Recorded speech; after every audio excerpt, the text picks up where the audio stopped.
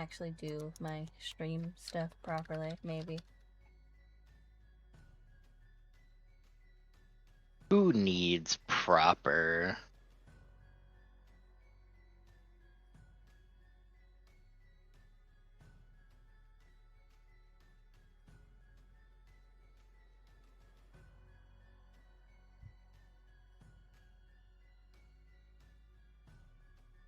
Anonymous Nyan Cat. That's funny.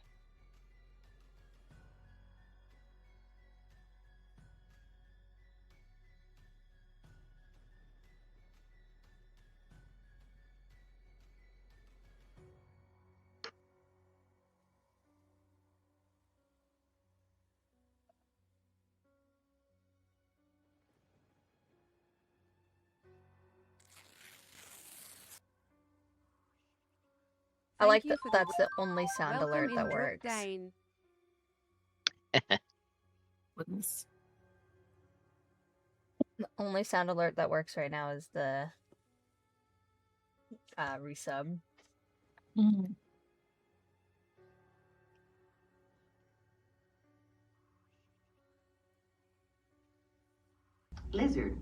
Lizard. I guess that one works. No.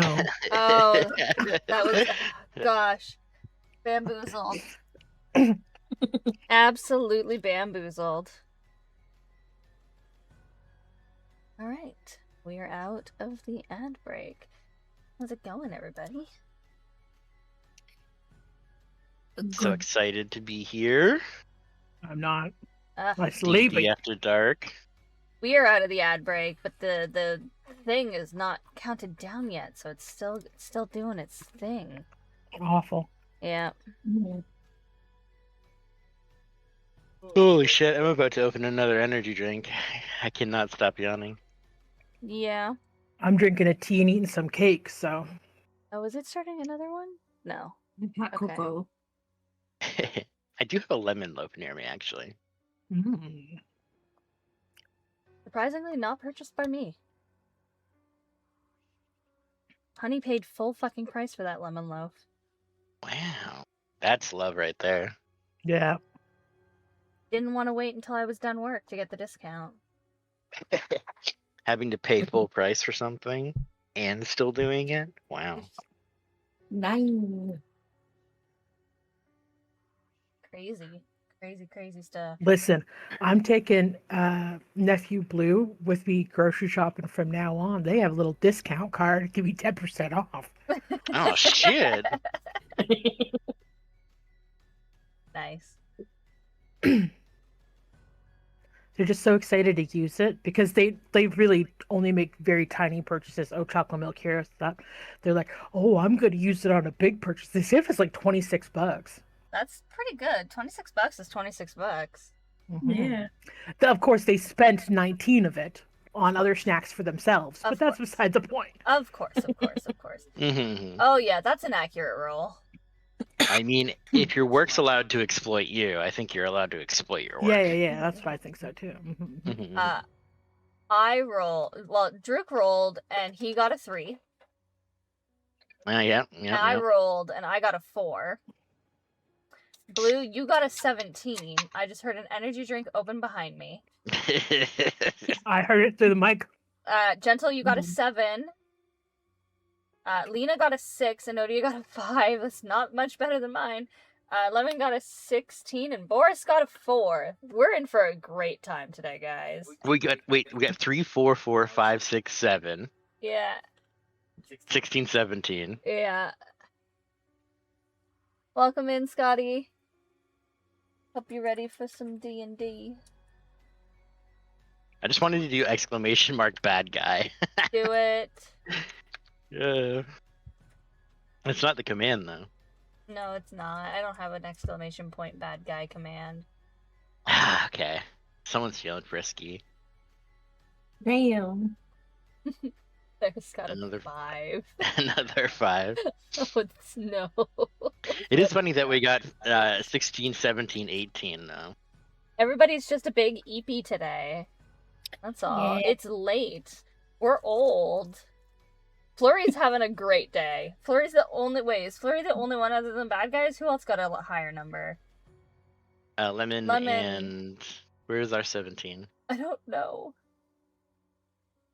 Did I lose it? Blue. Blue. Okay. Now they can only stop about. Oh, okay. Have a good movie night. Gotta love watching films with your loved ones. I am. Unless Only it's because- me, because I talk through movies. Mm, Or I get so engrossed that I don't blink, and then my eyes hurt after, and that's all I'll talk about. mhm. Or if it has any singing, heaven forbid. Exactly. Yeah, I am. I went to the beach on Thursday, and so I'm still dealing with a sunburn. Ooh. Oh, yeah. Like, I'm less fatigued than I was yesterday, but I'm definitely still feeling it a little bit. It's my skin has stopped hurting, so it's about to go to the peeling step of the sunburn. I don't tan when I go outside. I burn, and then I go back to being white as shit. I used to tan really nice when I was a kid, and then as I've gotten older, I've started burning more and more every year. So it just persuades me to stay inside more. Yeah. And I'm like, Because when I you're was- just becoming more and more vampire. I guess so. Which Yeah. I do not like the connotations of that because of many reasons. Let's just say I Hey don't watch. now, I now. haven't seen Twilight for a reason. As somebody who is a vampire in some way, shapes, and forms, Yeah, you can't have garlic. That's sad. I allergic to the sun, can't have garlic. am I so like to sorry. bite people. The biting people part. That I can't apologize for that. But I'm so sorry. Garlic is great. I literally had a bean salad that I put so much garlic in earlier for like my dinner, and Oh, it just I still Ugh. eat garlic. I just uh, shouldn't. I'm like, is it like lactose intolerant kind of allergic, or is it just No. So it's all up in my brain. If I eat garlic past so I go to bed around 9:30. If I eat garlic about an hour and a half before bed, I have vivid nightmares that will destroy my sleep for 2 days. Oh shit. Okay. Yeah, no, that's not fun. But garlic is delicious, so sometimes worth, right? Yeah, Yeah. sometimes. That's like that's like the opposite of what I purposely eat ramen before I go to bed, so I have wild fun dreams because it like the MSG like messes with my dreams. No, it's crazy. Like I have wild dreams whenever I have MSG right before I go to bed. Take a shot and take a nap. Mhm. Time to get some inspiration, bros. Oh no. Oh goodness me. Mm. I love ramen, bro. I eat it all the time.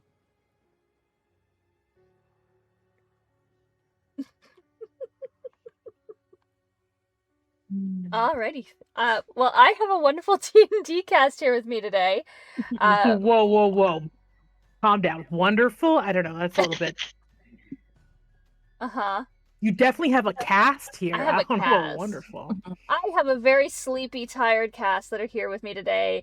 We're doing the late shift of D&D because my work is making me work a lot. Like a lot. And like a lot. It's a lot. But anyway, we have Blueberry Seal as Jingle, Clarice Lyodon as Flurry, Lemon Dingo as Boris, Gentle Catfish as Lena, myself as Enodia, and as always, Drew Cadane as our wonderful DM. Take a shot, Well. take a nap. Thank you. As always, once we head over to our regular D&D screen, my reminders and stuff, my points and things won't work. So I'll put that reminder up for once. I forgot last time. Bad streamer. Forgetting how to do my job. I mean, if your mods actually remember to do their job, Yeah, Lemon, why don't you remember to do my job? because I'm forgetful. I don't think I have a lot of like mods. I know I I think you have a lot of mods. I think you have a lot of them. Let's see. How many mods? Oh, I 1, 2, 3, 4, You got at 5, least 6, 7, 8. I have 3. 8. I have 8. I mean, I can see 3 in your stream right now. Hey, Yeah, baby you want to know girl. who they we are? sure shit ain't gonna do You want to it. know who they are? You, I- Lemon, and Blue, I know. They're all busy. and Siri, Bot. Have a good day, Kilted. Oh, goodness. Yeah, you guys aren't gonna do shit. So 'Cause we're I all gotta asleep. remember. Okay. Damn. Who's gonna do the recap today? Yeah, who remembers what happened last week? I'm pretty sure that Lucia volunteered to do it. I Yeah. think I heard that too. Yeah. Yeah, Okay. I'm pretty sure. I mean, I could do it. No. I remember what happened. Me too. I have it written out. I love me a DM session reroll. Give it to me right before we reach the center of the camp. Yeah. Let's go, let's go. Yeah. Let's do it. All right. There's never anything at the center. All right. I will do it. It will be all over the place, but I'll do it. Alrighty. So, session 19, Sift Through the Slaughter. We are at our camp. We're overlooking the town of Angler, and the camp post that is no longer there, that has been enshrouded partially by trees, definitely a lot more than it should be. The town of Angler seems absolutely abandoned. There doesn't seem to be any signs of patrols, so Tell sends somebody to investigate it, and his scouts inform him that there's only 2 people left in the town. Lena also wishes to investigate it and goes to the town with one of the scouts. Meanwhile, Jingle hears a rat who shows her to a box that contains a gift from her auntie with a poisoner's kit in it, including a scorpion in a jar and instructions that it's not good for gobbo tummies and not to eat it. Lena reaches town and finds a house with a younger man named Billy with an I, and an older man named Wilmer that goes by Will. They tell her that there's a bunch of monsters outside, and that it's very dangerous, and that they're not going to leave, even though that they definitely should. And Lena tries to persuade them to leave, and they're like, yeah, no, I ain't doing that. And so Lena goes back to the camp. On her way back to the camp, she makes note that there doesn't seem to be any signs of monsters anywhere. No, like, scratched up boards of wood along the river, nothing destroyed. All of the houses have their doors just like left open. Doesn't seem like there's anything kind of going on. When Lena makes it back to the camp, she finds Enodia sleeping at the campfire. It looks like she had tried to wait for Lena to come back. Lena kind of just leaves her there, even though she was just told there's monsters everywhere, by the way. Just kind of leaves her at the Put camp. a blanket on you. Puts a blanket on her and just kind of walks away. I figured you were safe in the camp. I'm realizing my mistake. Eventually, Flurry kind of just takes her back to the tent. The next morning, everyone is filled with anxiety and anticipation at the task ahead. Enodia is like, oh crap, I forgot to check to see if everyone had silver. I should probably do that, and does rounds to make sure everyone has silver. Lena did not have any silver, and so Enodia gave her like a piercing, and Lena's wearing it like as a pinky ring or something. It wouldn't fit anywhere else. Elmer does some scouting and reports back that things are not good. It doesn't look good. Eric thinks it's a trap. Tell thinks it doesn't matter because they're going in anyway. Jingle and Elmer plot a prank on Enodia. He says that there's something in his bag that it would be a shame if anyone were to steal it and give it to a certain scribe. That they might know what it's for or anything, but it's definitely a secret and a ploy and a plot, and definitely should never get to Enodia's hands. Obviously, Jingle steals it, totally, and 100% does not get caught doing that at all. Nobody sees a thing. And runs off to give it to Enodia, thinking that it's a haha funny prank. This entire thing was actually just a ploy to separate Jingle and Boris, because Elmer is like super suspicious of Boris and asks if Boris is a danger to those around. Boris shakes his head, and Elmer decides that that's acceptable of a response. Jingle brings the potion to Enodia, loudly proclaiming that she stole it, and that she thieveried it away, and that it's totally 100% for her. Enodia sees that the potion is like earthy green and a little bit oily, almost like that, like slick metallic oily lookingness. She opens the bottle and it starts foaming soapy bubbles at the top, and it seems to be some of the water from the memory fields that's been distilled down into some sort of like medicine. She thinks that it might be able to help her father, who is currently suffering from the memory fields and from the forest.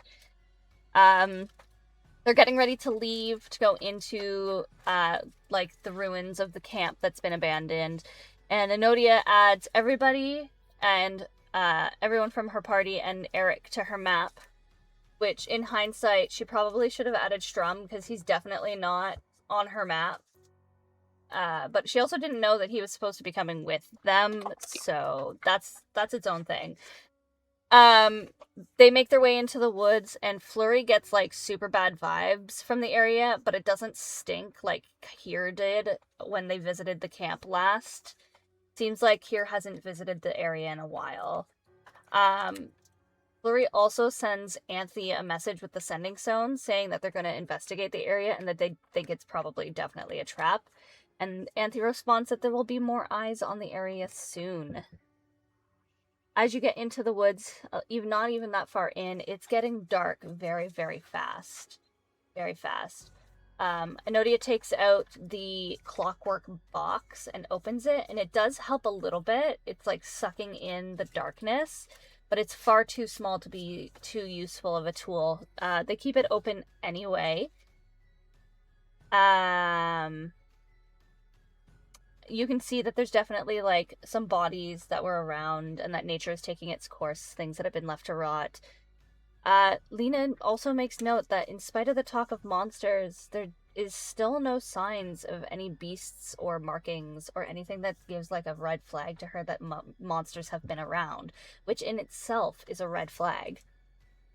They're walking through, and Enodia and Flurry are walking ahead, and Enodia turns back to make sure that the group is keeping up, and as she turns around, she notices a woman's face in front of Lena, and the woman stands up. She's holding flowers, and it's a wraith, and then more and more and more wraiths start to appear, and they fight them, and they take them down, and nobody dies, even though Strum definitely probably was gonna die. He was getting like strangled in the back. He was like getting dragged away. He was getting dragged away, but he seems like he's fine. The wraiths were resistant to a whole bunch of stuff, including non-magical weapons, and they can't be scared, poisoned, or anything like that. Everybody fights them. They go down. They're dealt with. Strum catches up and says that we are going to reconvene at the center of camp with everybody else. And that's where we left off. Oh my goodness. Excellent. Get your session rerolls. I will take my session Away. reroll. All right. Amazing. Ah, goodness. Alright. Where you find yourselves coming into this episode, I'm going to put you on the screen. Accompanied by Strum, one of the Keeper Paladins. You were separated from the other teams, but you can see in the very distance the semblances of Talansic's group. You can hear the clash of metal and of sound to your left, but looking to your right is where you see them. Your senses not fully aligned. The path continues forward. It seems like visual distances begin to stretch and pull. There's that feeling of being under attack, and as you kind of look behind you, you see these other red specters kind of hovering in the middle distance. And as you move, they move with you.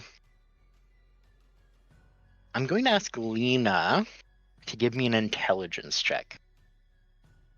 History if you're proficient. Okay. Or I guess you could just roll history. Roll history. 22. You remember on your way here, trees that were duplicated. Mm-hmm. Almost copy and pasted. And that brings to the idea that your senses are playing tricks on you because there's illusion afoot some way. With that roll, you're not sure if your vision is being tricked or if your ears are being tricked. Okay. Trying to analyze this for a moment, it seems to be outside of your immediate proximity that is being fooled. If Flurry is on your left or on your right, you hear them on that side. Your team is running in a direction and it seems uniform and nothing to tell you that it's something different, but you can tell the shadows are long. And you've experienced this motion before.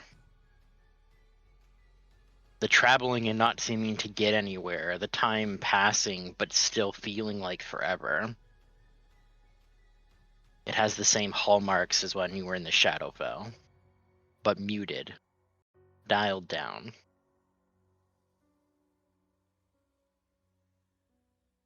I was gonna say, guys, this is like when I got whisked away. Something's not right here. More than we already thought.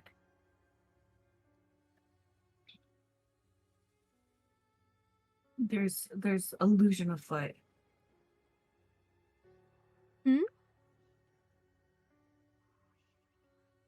Illusion? There's illusion. Yes. What do you mean? Either visual or auditory. I can't distinguish it, but something's just not right here. On the way here, I noticed that the pattern of trees seemed to just copy over and over again for a period of time. Something is either trying to hide itself or get us lost. So just be aware. There's definitely going to be things that are not what we believe they are. Can I take like a look around and see if I can see something that's indicating to that? Yeah, you can make Arcana or Investigation. I'm gonna do Investigation because I have a better thing in that. Actually, they're the same thing, but well, you try to take it in, and there's a moment of dizziness where you're trying to track, you're trying to make sense of the surroundings. You're a cartographer. This is what you do. You have and understand terrain, and you're seeing features. You're studying them for a moment. You go to look and continue to scan, and when you look back, the features are different. Like every time you look in a different direction, every time you try to take in the scene, it's a new scene every time you look at it, and it's disorienting.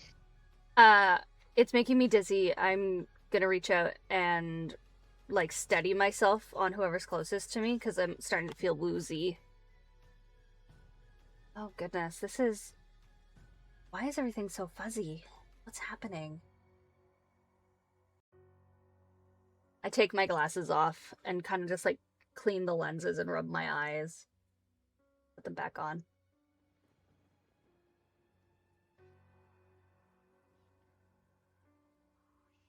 I think we should find a way to leave markers. Something is shifting. Oh gosh, but if it's shifting, it's gonna take them. What could we do? What could I do? Hold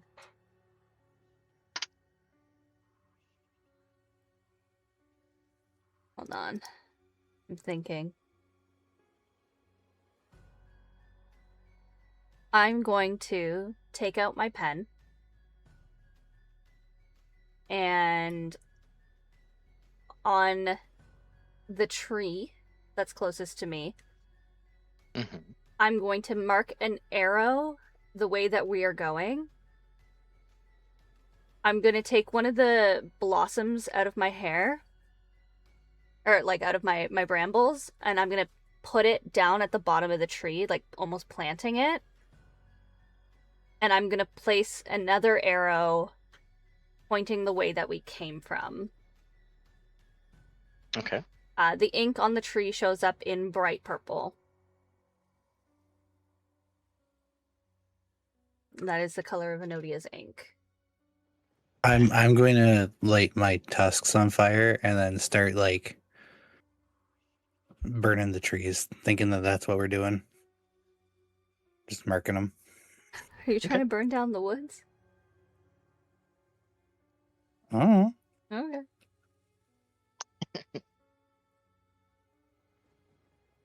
Okay.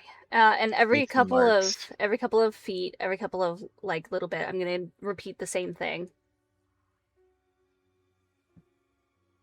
You are being pursued actively. While you're marking this down, there's a few twangs of a bow and kind of launching out these spectral silvery arrows kind of crash into the wood beside you but vanish shortly after impact. You kind of continue to scurry past, keeping a distance. They're not rushing upon you, but there is that definite like slow-paced walk constantly kind of encircling you through these specters that you see. They're not necessarily guiding you any which way. I feel like I'm being herded.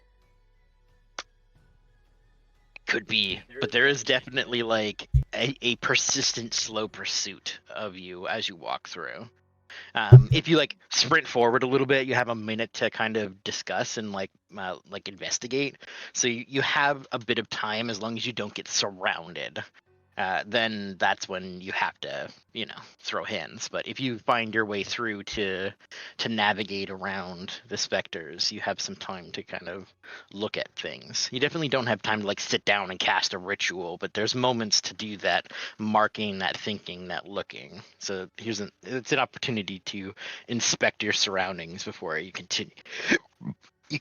But ultimately trying to find your way is the challenge right now. I would say it's probably at this point that the sounds of combat have dulled. It's hard to tell outside of your immediate sort of sphere, like a bubble in the fog. You have your own sounds, your own walking, but everyone has sort of entered this stealth-like mode or are trying to like proceed a little more cautiously. But you have been separated at this point. How many ghosties are following us? Give me a perception check.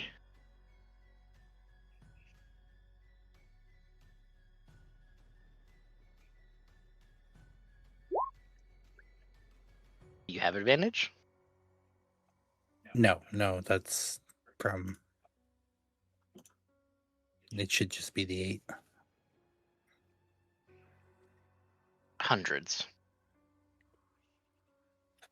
Oh, wow. Everywhere you look, there in the distance, there are these tiny dots of red. I'm gonna take out my map as well. And Flurry, are you close to me? Probably. Yeah, I'm right beside you. Can I pass you my map and be like, can you see if you can spot the Eric's crew on here? Maybe the map will show us something that we can't see? It's supposed to show most of the surrounding area, but...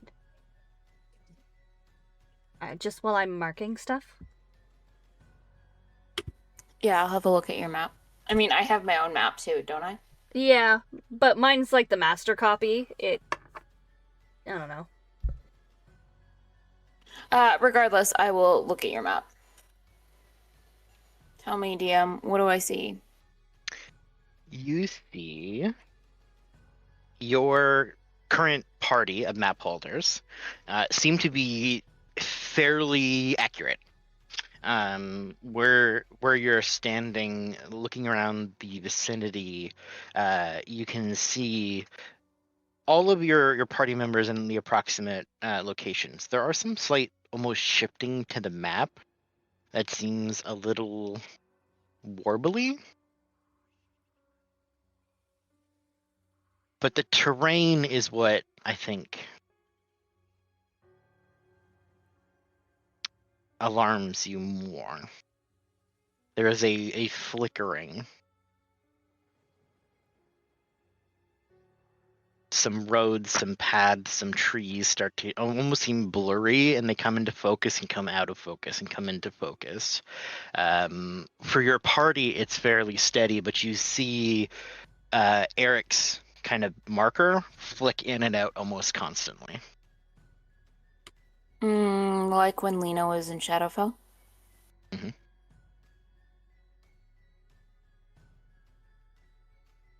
Understood. I will explain that to the group and be like, this looks a lot like when Lena was in Shadowfell. Eric is not fully here at this point, and probably his group isn't either. We need to find them then. Very quickly. I think we keep moving forward rather than deviate. We can't help anybody if we ourselves are lost. True.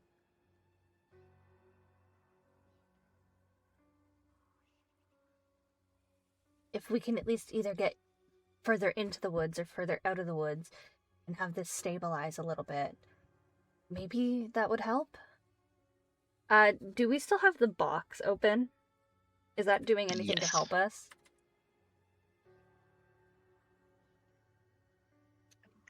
I would say perception or arcana to that question. Okay, give me a minute. While we're looking at the box, could I just ask a question? Mhm. How tall do you think the canopy would be in the area we are trekking through?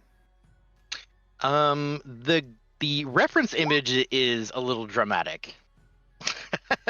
Where it seems like this giant tree compared to the folks. There are sometimes for the canopy maybe 60 feet up at its lowest. There are a few times where maybe it stretches to 100. But you have this kind of rolling landscape where sometimes you're closer to the trees and that the canopy is shorter. Sometimes it's higher. Yeah. So like Okay. 60 to 100 feet depending on where you're at. And if someone would have a movement of 30 feet, Mhm. how long would it take for them to break through? So it depends if you have a fly speed or a climb speed. It would be a fly speed if we're figuring out that stuff. To break through, so you could reach the canopy in 12 seconds if you had a 30-foot fly speed. So getting there is not the problem, but there is it should just be trees. It should just But be it- trees. It Is should the just be key trees. word. But it does, this whole area is a little shadowy, a little smoky, and there's no light penetrating through. So there's enough to tell you that there's some weirdness in the canopy itself. But technically, at its lowest point, like 1 to 2 rounds of movement or like a dash action could get you all the 12 way up. seconds or so. Yeah. You would think like a normal tree, like maybe it's if it's 60 foot to the canopy, maybe it's 100 feet tall. Like canopies on like oaks and that sort of thing aren't necessarily that enormous. Okay. But certainly, if you had a fly speed 300 feet, you should be in the sky. Like it's like 1 minute, you're out of there.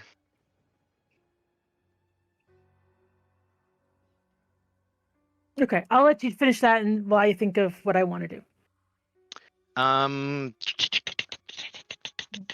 The thing is constantly chattering away and kind of spitting out this, sucking in this kind of smoky vapors and pushing out what seems to be soft, clean air. I And think Nina's still holding the box, right?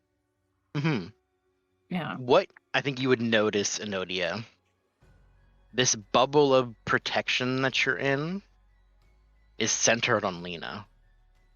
Mm-hmm. Well, yeah, she's holding the box. So this little keeping the fog back, this little bubble that you have of vision and of things that make sense is because Lena's there. See. Lena, could I hold the box for a second? Of course. I'm gonna take the box and I'm gonna take 3 really big steps backwards. Does the bubble shift? It does. Here, you can have this back. I'm gonna hand it back. All right. That thing is creating a bubble of safety, but obviously not enough to keep the wraiths out.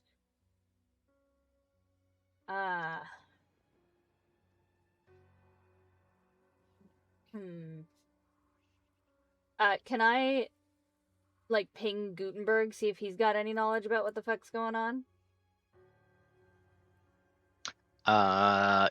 He's kind of spits out some information about planar disturbances.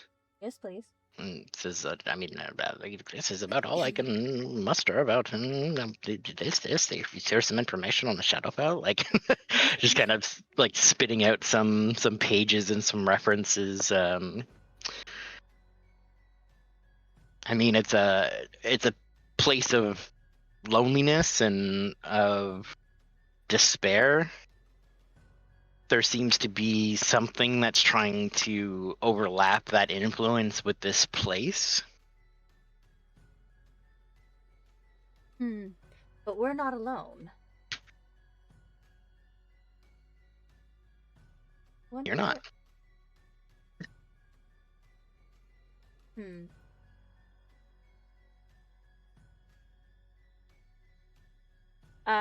What's the guy's name that we're with? Strum? Strum, is this like anything you've seen before on your travels? He's kind of passing through and yes.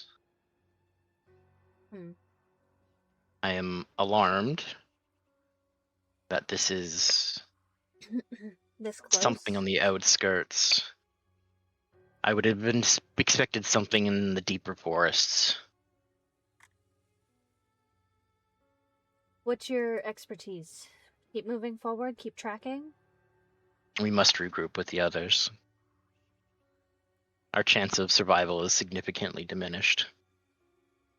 I mean, yeah, probably. Theirs is probably not the best either. Enodia, I think this gives you the cue that the green bar is accurate. Oh, the sanity bar? Yep. You can see he is a little more rattled than an elite warrior normally would. Maybe that's because he's by himself, maybe because it's the experience he had with the Wraith while he was fighting. He's still of his mind, but less competent.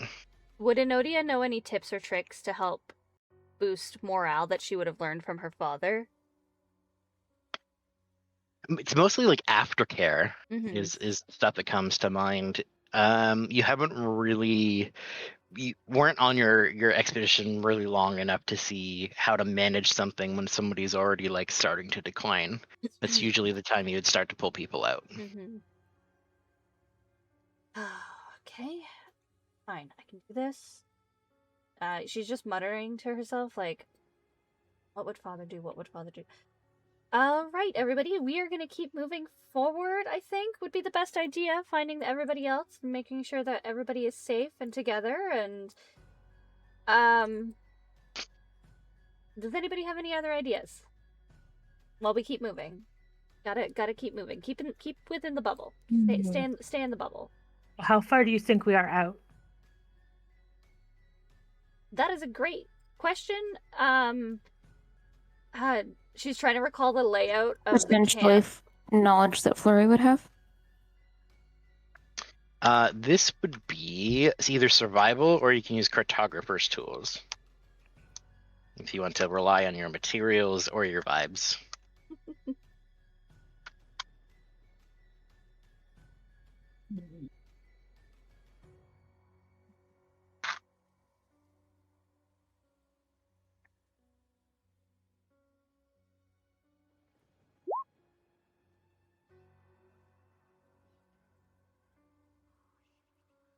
Well, that's happening as well. Can Enodia try to remember the layout of the camp? Because they were all pretty standardized, I feel like.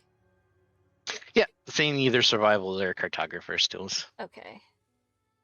Well, I probably should use my cartographer's tools. That's what I'm good at. And I use it for... What do I use it for? Is it wisdom or intelligence? Either one. What's my... I would accept either in this case. Intelligence is better for you. Yeah, I was gonna say, what's my good one again? Intelligence. Hey, there we go. That's a good number. Lena, I'm just gonna move closer to Strum at this point, because I think at this point she'll have noticed that Strum is getting a little stressed out, and if Strum is closer to the center of the box, like the orb box protection shield thing, it might help keep Strum calmer for longer and have their sanity decrease more slowly.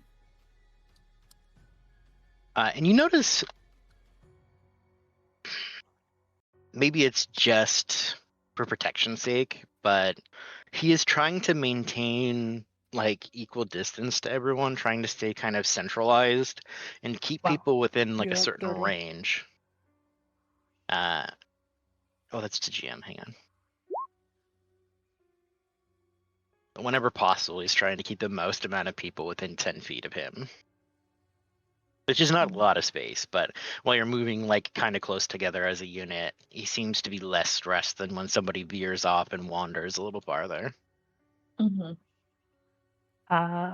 So sorry. Did we figure out how far we were or any kind of information?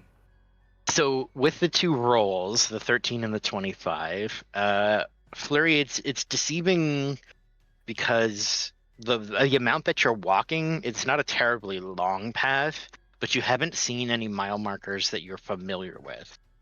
You think maybe that's part of the misdirection or maybe the overlap of planes that are throwing you off. But the amount of steps that you had, you should certainly have been there by now. Yeah, Flurry counts steps a ton. I would also, like, I haven't been back to this place for a year and a half, so I would have, I assume, expected things to change, but not really distances necessarily. Yeah, and I mean, like, a forest certainly does change, and a landscape changes, but it can't change, like, that dramatically in that short a period of time. So you're definitely, like, over your steppies. Like, that's what a 13 gets you, is you should have been a lot farther or already there by this point.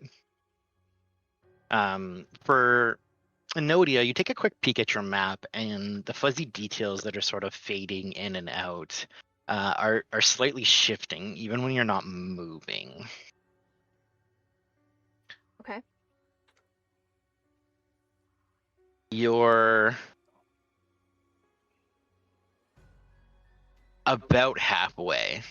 You're in that halfway point between where Angler would be and the outpost would be. North, south, east, west gets a little more difficult, but you can tell based on the terrain and the areas that you're supposed to be going that it seems like you're on the right path. Mm-hmm. Do I The notice? math and numbers, the trajectory says this is the right path. Do I notice that Probably. we cover more traction at certain points of like the warbling?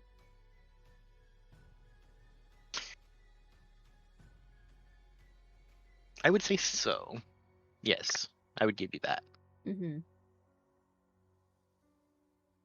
It seems like when the planar influence is there, maybe the mileage stretches out underneath you, and when it's more material plane, you make more progress. Mm-hmm. I'm going to look at my friends, and I'm going to say, this is taking too long. Be right back. We're going to go check what the fuck's going on. And I'm going to hit Boris with my pixie dust. Oh dear. Do I have time to respond quickly enough before they just shoot off into, I'm assuming, the air or ahead of us? Nope, we're going up. Wonderful. No, that's not a good. Oh gosh. I'm reserving my dash. You're going straight up? Yeah, we're going straight up. But a little bit, like, up and, like, a little bit leaning towards where they're walking. I assume we're kind of leading to try and figure out. We're just going up. Up, up, up. Up and away. I'm going to ask.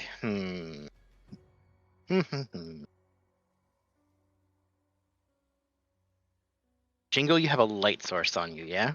Yes, I do. Do. Okay. Leaving the vicinity like a safety bubble behind, you crash into the mists, this sort of gray, kind of smoky dust that you crash through, disappear. That canopy approaches, and you see these dark branches and these like brittle gray leaves. Your torchlight almost being choked out, similar to the sort of globe that you had entered near the monastery. You ride directing Boris with these tiny little pixie wings on each of his feet, kind of fluttering as his hooves clomp upwards. I need the two of you to make wisdom saving throws. There we go. 1 second, 1 second, 1 second.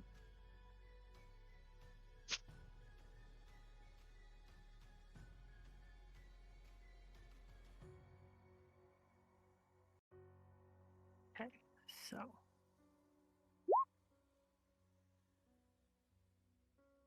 11 and 14. Yes,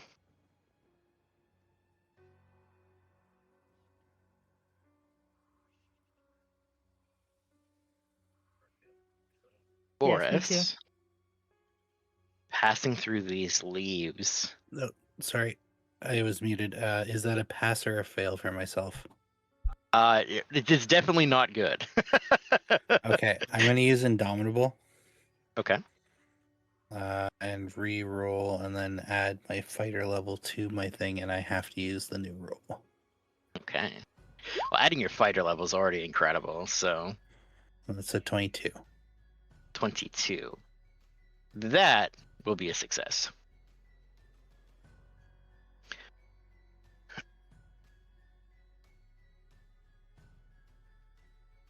The sensation of the leaves is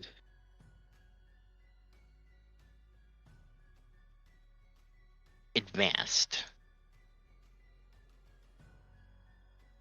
You think passing by leaves, sometimes they're scratchy or itchy. The bladed edges of, certain species of plants and of leaves, they're a little scratchy, maybe a little soft on some edges. They feel like razor blades against your finer fur, the uncovered portions, and you feel sort of this stinging wind that batters against you, but it doesn't cause physical pain. It's a sensation that you steel your mind against.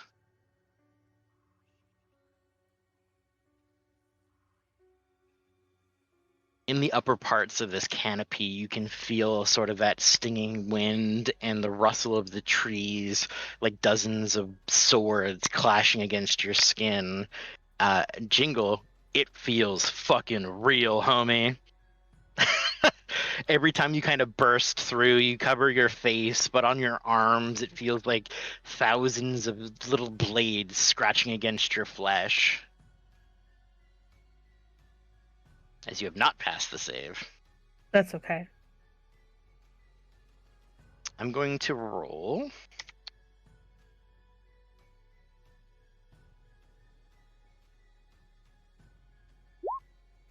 Oh no. That's going to be 6 sanity points from Jingle and 3 from Boris. And Jingle, you take 5 psychic damage.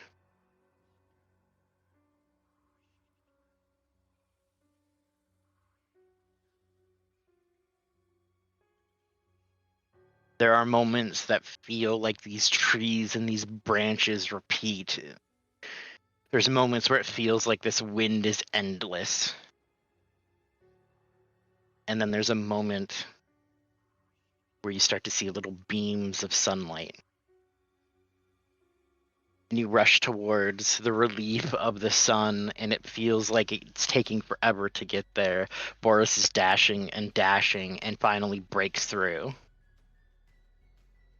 And something that felt like minutes were merely seconds. As you see the little dangling wings on Boris's feet still persist. Breaking into the canopy, you immediately feel better, but there's sort of this dusty glitter that falls off you and Boris. As you kind of cough up this terrible smoke. But you're above the tree line.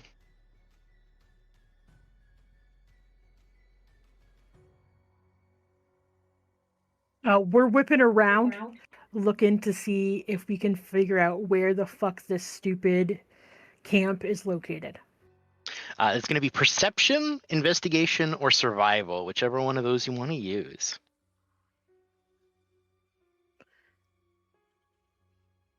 What are you using, Blue? Perception. Okay, I'll use investigation. I'm going to session reroll. Okay, so you take the 16. God, that's a piece of shit! You look out, you tell Boris to go higher. I'm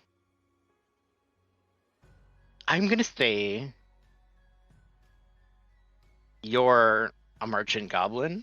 You're using magical artifacts, things that you have had, and you know the duration. You start to see the little blinkies of the wings starting to sort of fade in and out, and you know that's sort of your 3/4 of the way there. It's time to land soon. Urging Boris to go higher to see more. You see the ocean to your right. That means, I mean, if it's to your right, then that's the direction that you came from. So behind you is, okay, so that way is north. And you look ahead of you and a little to the left. And you see sort of a clearing that's there, the canopy being broken apart. And there's almost like the remnants of a watchtower that's just sort of peeking above the hazy path of leaves. And you snap onto it, giving you a direction. I'm going to face Boris directly to the direction. Directly to their direction. And then I'm going to say, down quick. Down we go. It's much easier to go down than to go up. The eager hands of gravity welcoming you to its palm. The larger Boris kind of belly flopping and getting ready to embrace the canopy. You tip your face downwards to crash back through this expanse. I'm going to ask for an athletics check in this case, as you are trying to get the fuck through this rather than push through. 18-19. I'm going to give you a little tickle on the way.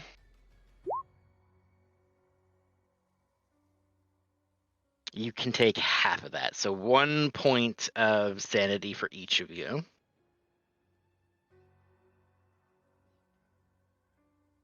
I was like, D4. Oh, that's too much.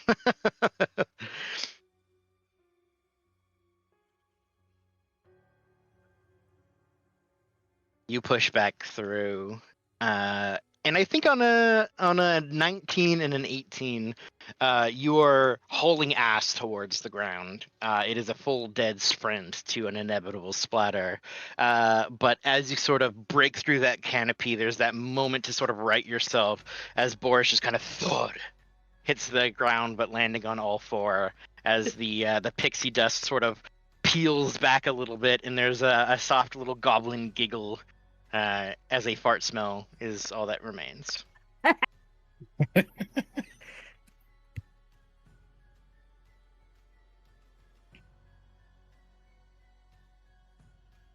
And I'm assuming we land. If I've been paying attention, I'm going to say we landed close. Hopefully, they didn't get too far one way or another, because now we know where we're going. Actually, from the perspective, give me a. Actually, you know what? Give me a D8.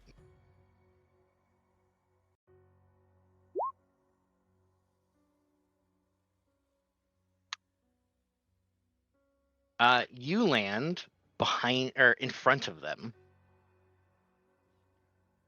The direction that they're facing was the wrong way. Interesting. And crashing down, you kept your perspective. You pointed him in that direction, and Boris is sort of still stationed that way.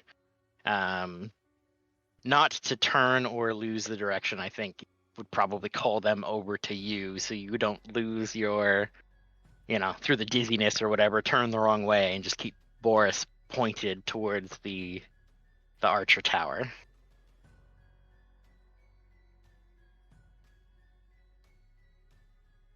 Jingle, that was very reckless. Yes. The leaves hurt like daggers. They hurt my skin. Ouchie, ouchie, ouchie. Blah, blah, blah. This way. We gotta go this way. We're almost there. It's this way, though. I don't know where you guys are going, but you're wrong. It's this way. But that shouldn't be possible. How did we get so turned around? I don't know. But Boris, I pointed Boris in the way after the dagger leaves hurt my face. We're going this way. Boris, dig in. Trot. I'm gonna look at Strum and the others, and I'm gonna be like, I guess we're going this way?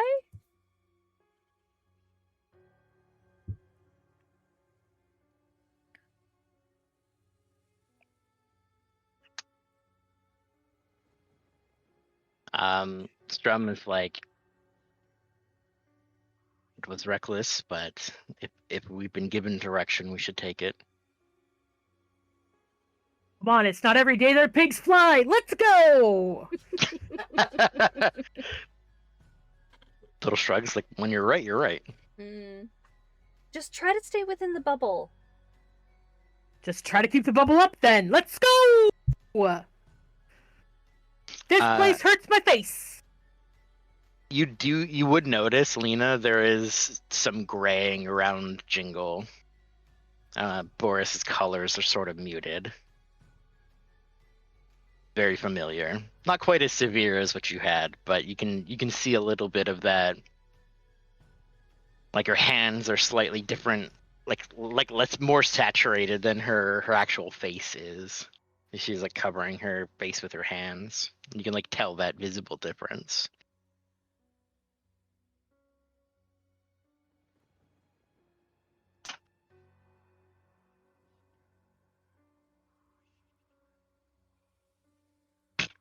You have a direction.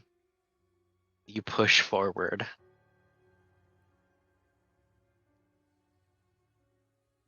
And oh yeah, you were away. That. Sorry, Repeat that to Lena. Lena. Now, yes, that you're here. Holding the box, you see. No, it's okay.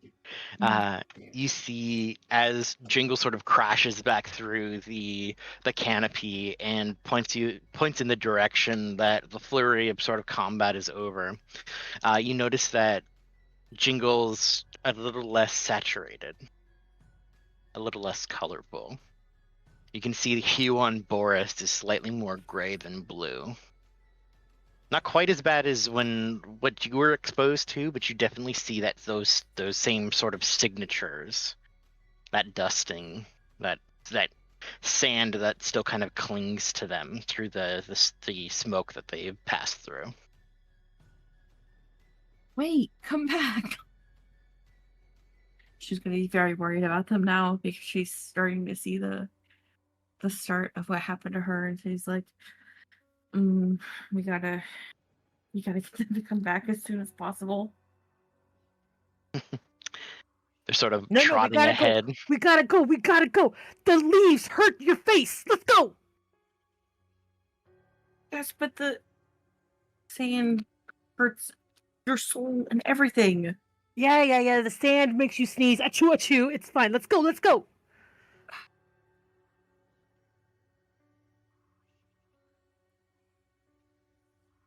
It's no stopping a goblin and a boar in a forest.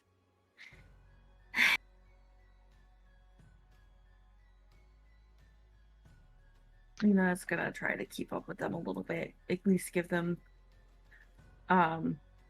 be close enough that they can get back into this little bubble of protection the box is creating as soon as possible for whenever they come back down. I think even without a perception check, you bring the box over. You try to stick close to Jingle. As you're kind of observing, you start to see a little bit of that as it's pulling the smoke in.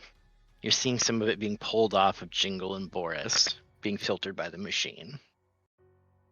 Okay, so they'll be okay as long as I can keep the box open near them for a bit.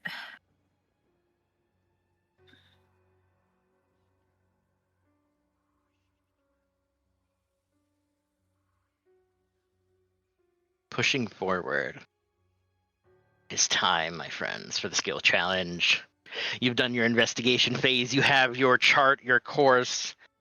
But will something happen? Or will you arrive to your destination?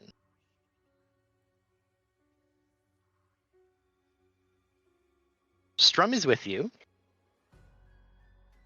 So the DC is reduced. You have the box bubble that's around you that gives you a moment of clarity, not being harassed or harmed by the environs that are here. But you're being pursued.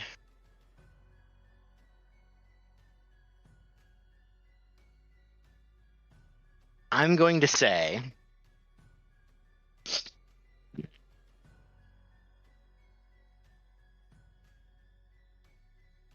I'm going to leave it up to you guys. It's more fun for me. That's rude. I don't think you should do that. Do you want less failures with a higher DC or a lower DC with less failures?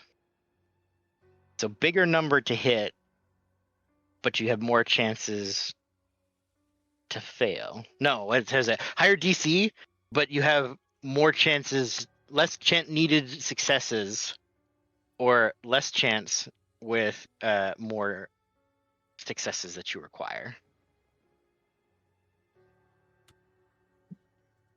Higher DC. I was gonna say more failures. Yeah, that's the higher DC. Yeah, well, yeah. Yeah. Yeah, that sounds good. Okay. Okay. So we'll do 3 successes before 2 failures. The DC for this dangerous place is 20. Oof. We've made a mistake. That's. No. You have a direction, but there are a lot of things that can go very wrong. Uh-huh. Are you gonna have us I'm roll handling initiative, animals. or are we rolling willy-nilly? Who has the idea?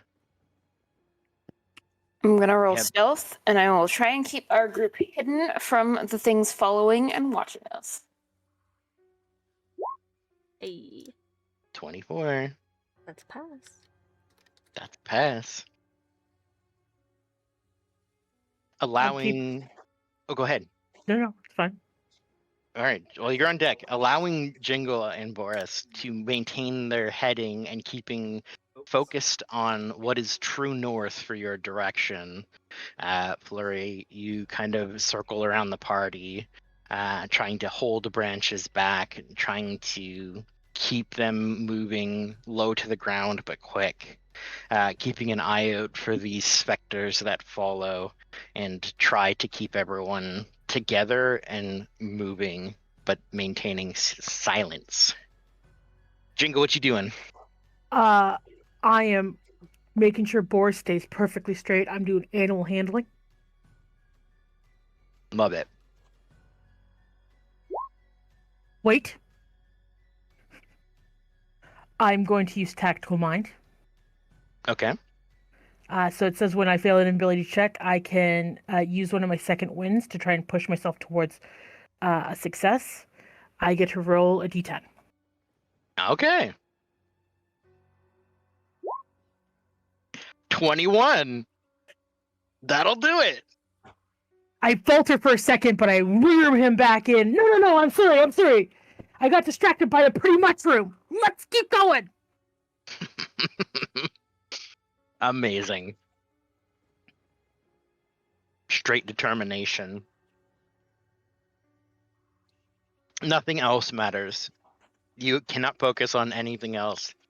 The goblin mind, the pranks, the jokes, everything kind of trying to distract you. Nothing else matters but reaching the thing in front of you, keeping that position, keeping Boris on track. And that's what you do. I'm going to use athletics to try and make sure I'm not tripping on things as I'm walking. 27. All right. You guys did it. Stomping through the ground.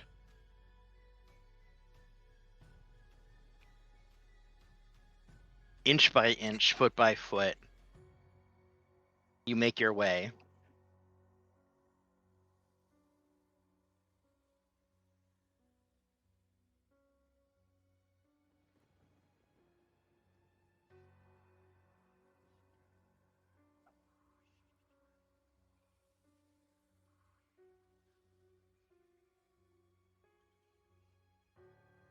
Okay.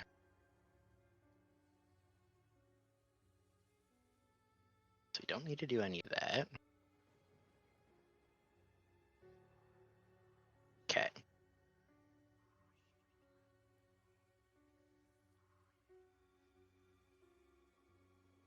You make your way forward. You keep that trajectory. You keep that focus.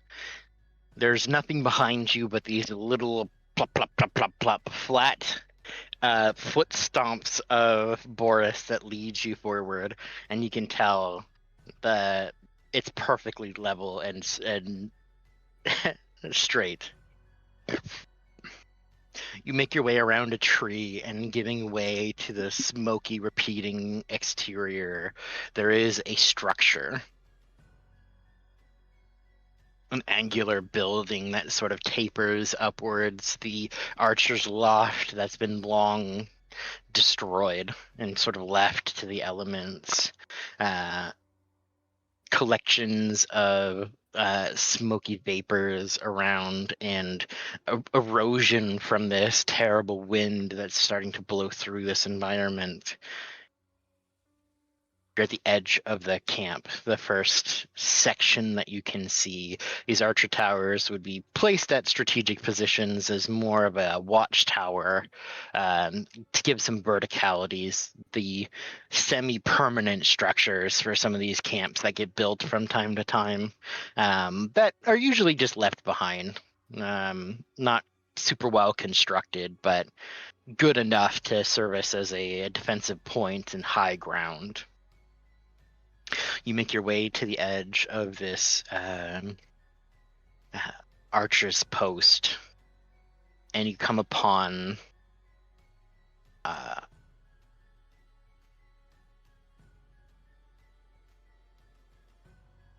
collection of bodies.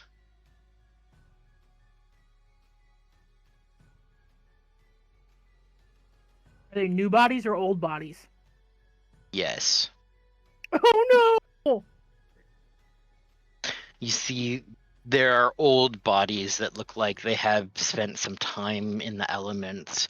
Armor has rusted and broken down. Leather straps have broken where the elements have eaten away. And there is a fresh stain of crimson, as there is a soldier that has been pincushioned and has bled out upon the pile. Gross. Enodia rushes forward, seeing the blood. Does she recognize the group? It's a single soldier from Eric's crew.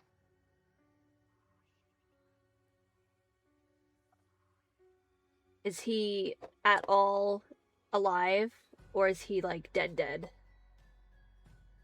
Give me a medicine check.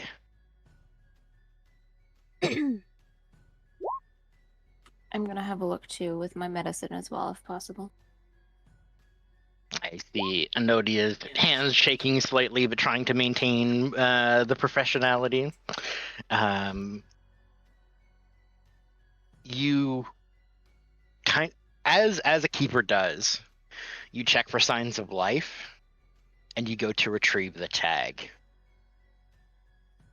The tag is not there. My hands brush against the cold, the area, like his neck where it would be in, and I'm gonna turn. I'm gonna, like, it's gone. Somebody's already been here.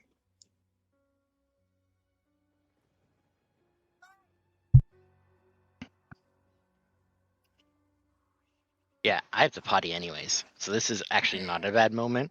But as you feel him, there is still warmth in the body, but he is dead. This is. He's past the point that magic could save. Yeah.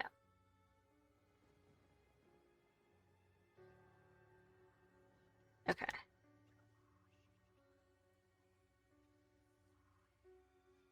Okay. All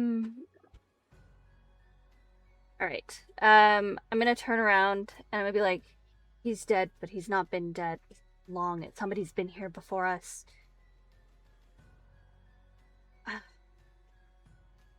And we're gonna be going on break because our food is ready and Mitchell has, or Druk has gone upstairs. So we are gonna take a quick 5-minute break, 3-minute break. How long are breaks? 3 to 5 minutes. Yeah, 3 to 5 minute break. 3-minute break. We're gonna run an ad. We're gonna do like good streamer stuff or whatever. We're gonna run a 3-minute ad. And we'll be back with more stories when the time comes.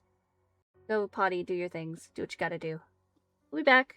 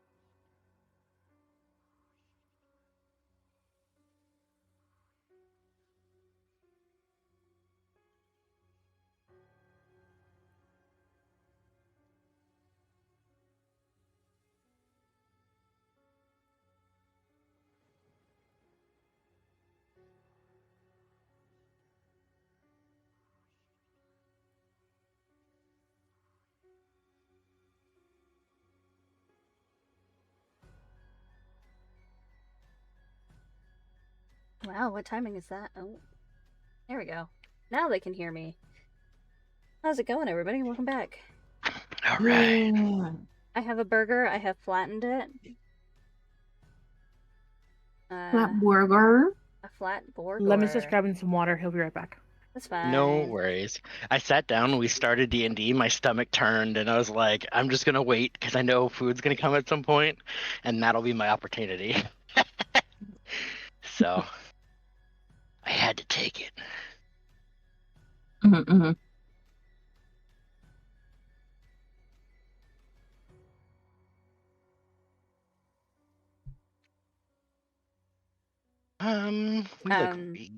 We pivot a little bit.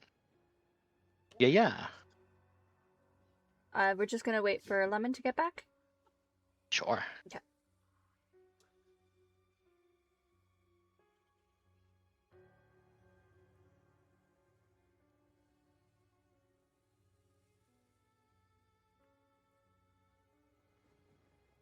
I will say, good job, guys, on that skill challenge. I was like, they have not been doing super great at these lately, but you guys fucking killed it.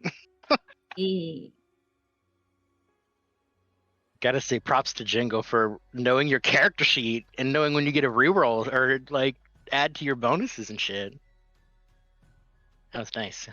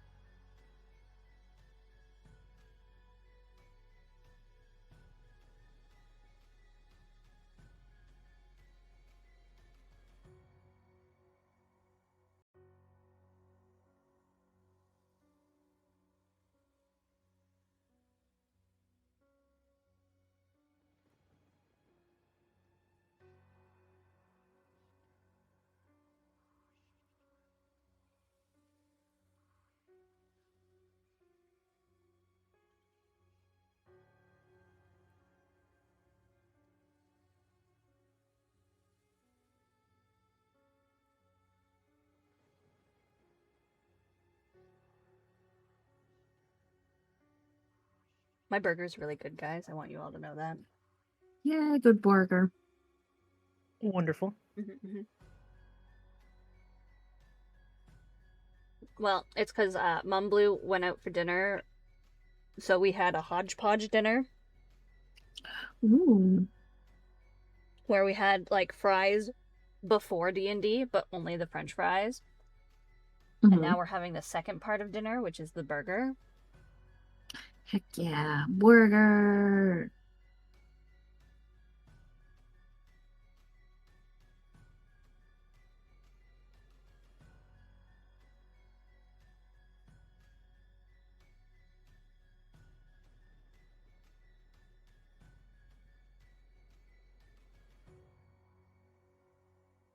What kind of tea is Lemon making? You said it was tea, right?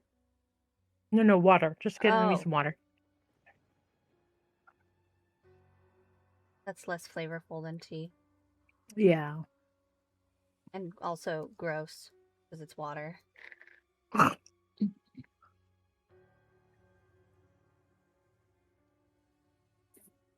am back. Welcome back. Welcome back. So dead man on the ground, Anodia looking him over. Warm body. Warm body keeper tag gun. Well, warm body keeper tag gone. How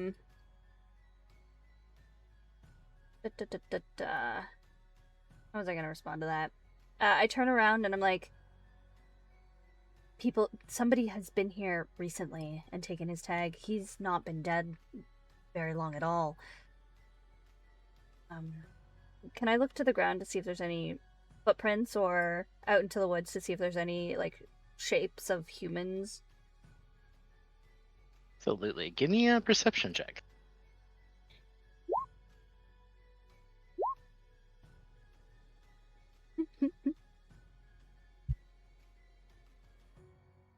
17's all around. 17's all around.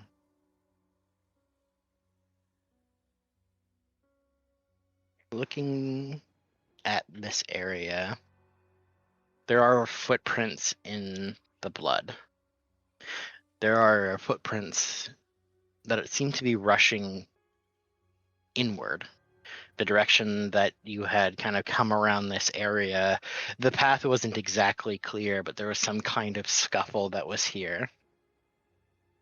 That involved more than just this man. A group of 2, 3 maybe. Looking at the ground, it seems like they might have moved through here rather recently. You hear advanced breathing from Strum, who stands beside you. He seems to be looking into the middle distance of the forest near you. I'll follow his gaze. Do I see it? You see a knight, Hmm. a keeper adorned in armor that rests at your feet. Ah, A red specter, and he says, Jiraiya, how? do I know what He- that means? That was his name. Oh. If his body is still warm, how is his spirit already rised up in defiance of life? He clutches his keeper pen, or his keeper sigil, his tag, and you feel this wash of sort of silver and golden light. This is Turn Undead. It washes out to push back, and you see many figures, semi-translucent, surrounding you that flee from the magic that pulses outwards.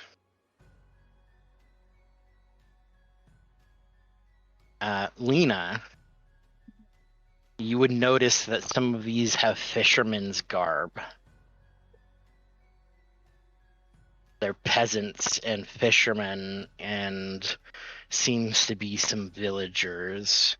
There are keepers and people that would be in the camp that seem to flee as well, but there are some knights that remain, and they are ready to do battle.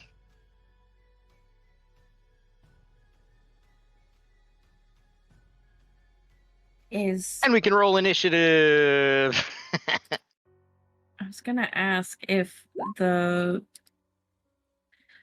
whatchamacallit, if the body of the knight that we found, like, if Lena could like move it off the pile on off the spikes and like give it a proper burial or whatever, but That seems Probably like not. possibly a later problem right now. yeah. Before this happened, Lena was gonna try and do Mhm. that, but never mind. Drew, could you turn the background not white? It's evil and I don't like it. The evil background. It should have auto balance, but it does not want to. So Thank you. It makes it look better, you know? Yeah. Less we're gonna Anybody who keeps their browser in light mode sure, should not be doing that.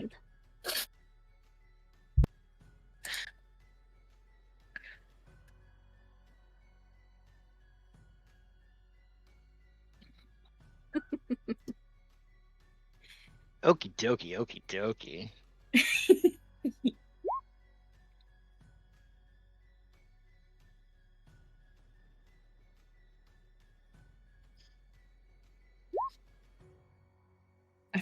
I feel the urge now to just kind of at him be like, you light mode user. Yeah, do it. Do it. He knows what I think about his light mode browsers. I rolled like absolute dog crap. Good. One of my guys did well. Y'all rolling better than me. So we have 1, 2, 3, 4. 1, 2, 3, 4. 1, 2, 3, 4, 5. All right. No, Strum's out in here. Get on the turn order. Stupid Strum. You're not dead yet. Strum. They You're haven't not killed you yet. dead yet. That's the opposite of what you usually say. He feels a little sad about his friend being dead, though. But he Yeah. passed his wisdom save. And not only just, it's one thing, my homie's dead. It's another thing is my homie's dead and his ghost is over there trying to kill me. It's a little bit more severe. Yeah, Anodia definitely has like tears in her eyes. She's like, "Oh, this is like some sad shit."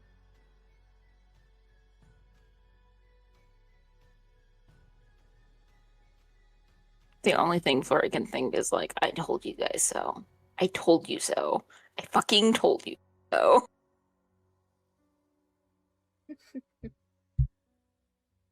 These guys only have swords. Okay. Stupid keepers. Makes Alright, whatever. sense, duh. Why don't you got bows, bro? You're a cool ass dude. Alright. Well, Eric You're gonna killed be- the only archer. I don't know. I'm making shit up. hell yeah. You know what you can also make up? These attacks. It says you have a longbow in this description. What the fuck? False. Where's your Nice. fucking bow then? Gone, obviously. Obviously. Obviously. I didn't do it. It was me. What a dingus. Alright. Whatever. I'm a nat 20, baby! I can only crit Who are you Flurry hitting? and Oh. Jingle. Flurry. So 11 will miss, but I'm going to cut through you with my ghost sword. 8 damage. What That's- scam bullshit is that? That's awesome. God damn. You're supposed to be cool. Nope, fuck that skid. Alright, Martial Flurry, Fury. I'm gonna do it again. Hey! He did more damage this time! We're gonna add 2d8 necrotic damage to this one. There we go. So 8 damage from the first one and 17 from the second. I have lost the part of my character sheet that let me read stuff. Uh-oh. Sounds like you need another monitor. Yeah, I wish. No, it's fine. I'm just gonna take it. What's okay, I can do math. I'm just gonna take it. 25 total.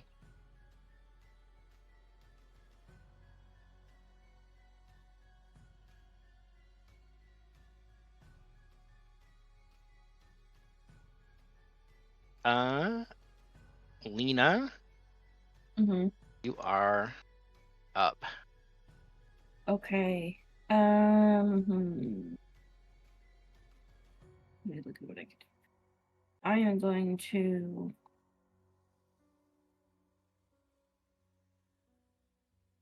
Physical, more intense. move here.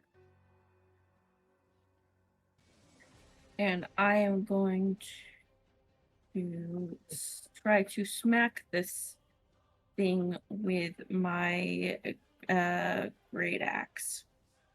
Hell yeah. 15 will not hit. You see, it brings a shield up to block. All right.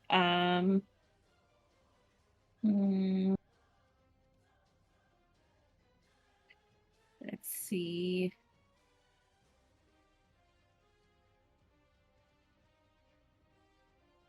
What else do I have? You can attack Um, again. You also have your analyze as a bonus action if you want to. Mm,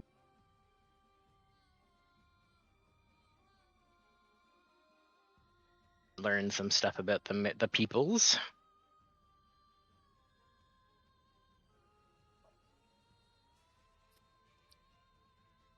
Yeah, I might as well use analyze to just to kind of see what's going on with that thing. I'm gonna analyze the one that's in front of me. Okay. What do I have to roll for that again? Let's see. I think I make a save at the end of the turn, but you have one more attack if you want to. I do want sweet. I'm gonna try and hit him again. That'll hit. All right.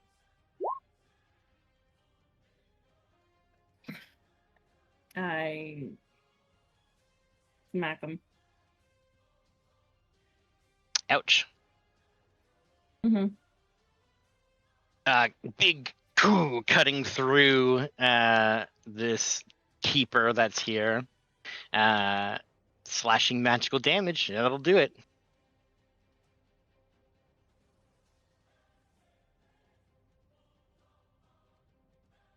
I will suffer the damage. Let me just make sure this stuff is being seen. It is. Very good. All right, and then I make a wisdom save. Unless you have any movement or anything else you want to do. Let me see what else I can do.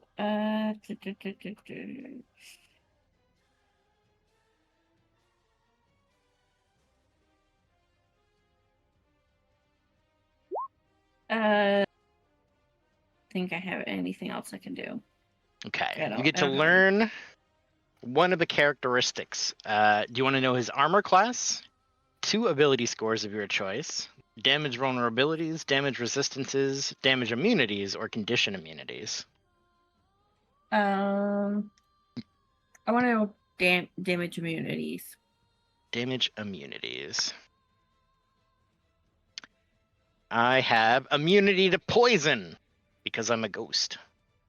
Okay. Cool. Django. Hey. I'm gonna slingshot this bitch. All right. Okay. You whip up your I sling. am going to use one of my arrows of slang, Okay. or at least try. Bam! 17 does hit this keeper. Yes.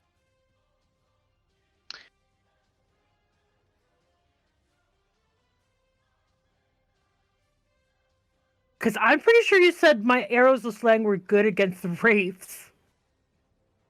Aberrations. Oh, shit! But you know what's great about it? It's a magic thing, so it does magical damage. I think you get plus. What is the? What was it? Just extra stuff? Arrow of slaying. It's if a creature belongs to the type, race, or group associated with the arrow of slaying, it takes damage from the arrow, special damage from the arrow. But they must do a DC 17 Constitution savings throw. Okay, so that part won't activate because they're undead and not aberrations. Okay, but you then can it give me just- the damage. It just does, yeah. It is magical, so it will be 7 magical damage. Butts. I You couldn't can also remember. slow him with this. Well, you probably remembered apparition. Probably. Oh, What's yeah. the difference between a wraith and an operation? It's an aberration, not an apparition. You I thought opted out of aberration school. was a race. I didn't realize that they were fighting. Oh, ghosts! If you hit a creature and deal damage, its speed is reduced by 10 until the start of your next turn. So there you go. He is slowed. You have 2 more attacks. Okay, so I'm gonna see that didn't work well, and I'm going to flip to regular shots because those are expensive to use. Yep. Now, if we're still survive, I can take 1 minute to find that arrow back. Yes. If we're still in the area. Yeah, if you have an opportunity to search for it, you can search for it. Yeah. Okay, fuck. I'm gonna sling this guy. Okay, going for the commander. Uh, That's fucked up, man. He recently died to arrows, and now you're gonna fling more shit at him? Yep. Terrible. That can't hit hits. him any others, right? Now He's this is similar. regular damage. Regular damage, which you do see is reduced. God damn it! Not again.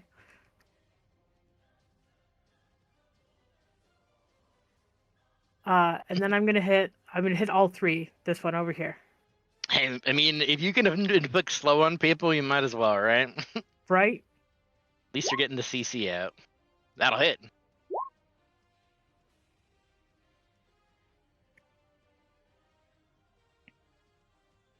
All right. 3 damage slinking through. I am also going to, as my bonus action, Mm-hmm. I'm going to use Speedy Recovery. Okay. So you can go right ahead and roll a hit die. That's the. There you go. 10 back for you.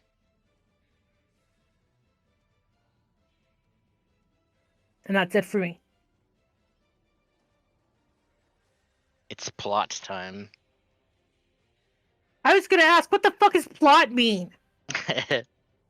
On initiative count 20, Oh no. you begin to hear as you get. Oh no. It comes for us all. Weapons sling. You begin to hear the sounds of battle. The quiet has broken. This burst of magical energy coming from Strum, kind of cleansing the area and causing these wraiths to attack once more. With this flurry of action, your awareness dials into more conflict going on. You see a flash of light, almost responding to Strum's burst of divine power further down this road to your north, more central towards camp. There's another stand going, another fight happening.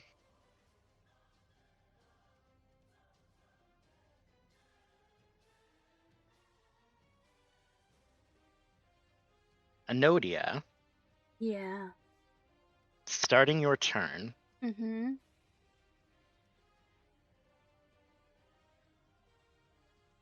there's a strange feeling in this area more than what's been going on here. Mm-hmm.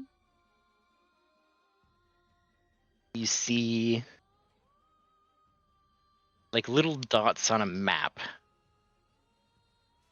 Footprints stretch out in front of you. It seems to be lit with a greenish, pale green glow. Mm-hmm. And they roughly are boot-shaped, leading away from the party into the camp. My boot shaped? Like a course that's been plotted for you. And it's your turn.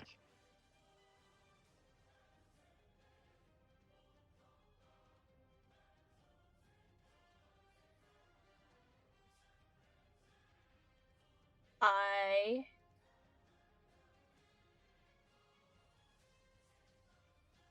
feel a sense of dread in these woods. Remembering back to a vision that I had at the monastery. That crosses my mind. Mm-hmm. I look towards my companions and I say, I have to go this way. Can you guys take care of this? I have to go this way.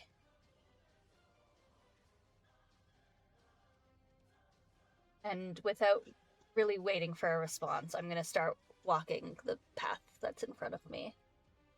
Stepping into the footprints that are on the ground, that are my exact foot size and shape. And I'm going to walk towards what it wants me to. All right. You're going northward.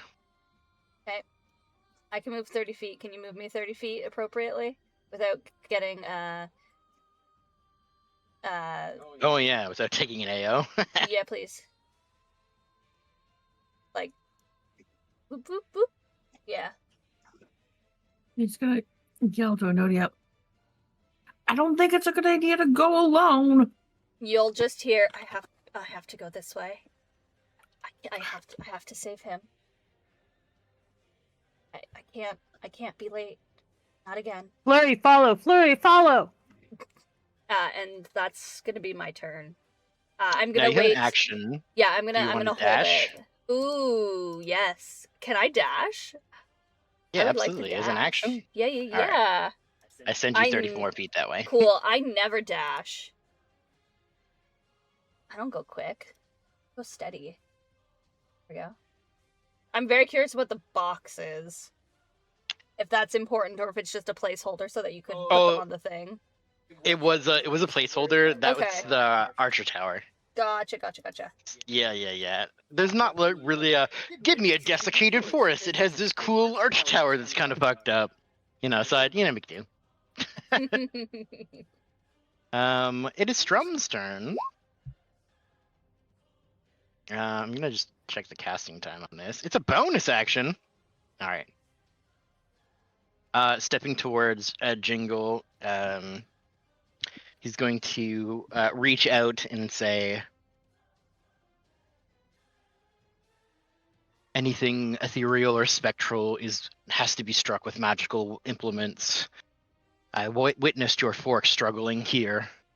He reaches out, and a light blue glow will tingle on your fork, and he's going to cast Magic Weapon. Which, I mean, surprise, surprise, makes it a magical It's a weapon. weapon! So Shit. temporarily, you're going to get +2 to attack and damage rolls on your fork. And it will be magical. Easy. He draws his sword and kind of in a practice stance faces off against his brother.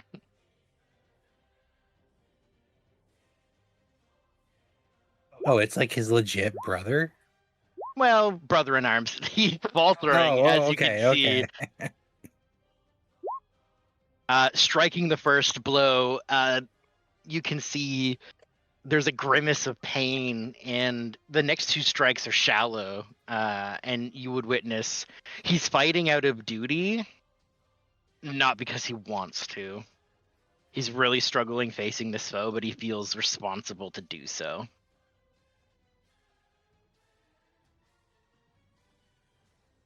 Flurry, you're up.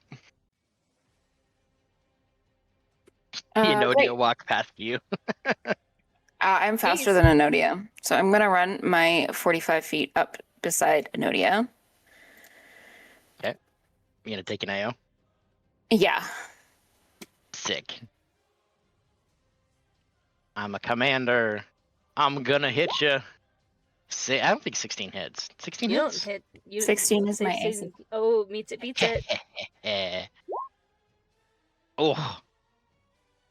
As you rush past, there's a sword that's planted in front of you as you run through this spectral blade. 11 points of damage. Yeah, whatever. That puts me down to 63.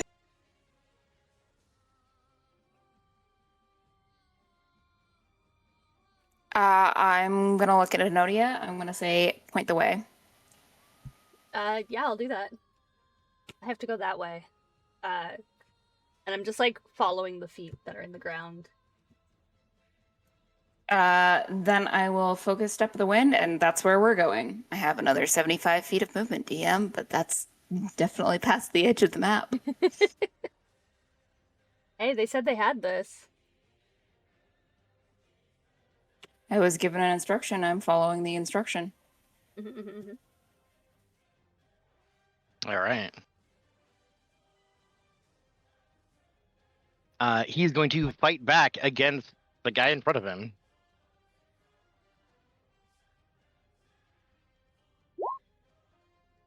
He similarly doesn't want to kill his friend, but he must.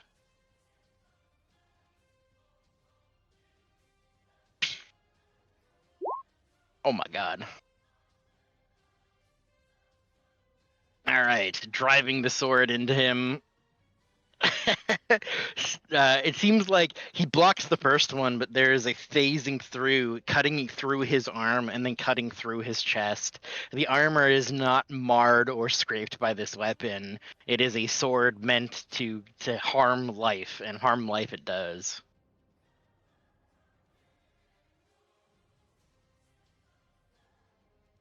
This guy's gonna fold in on Lena.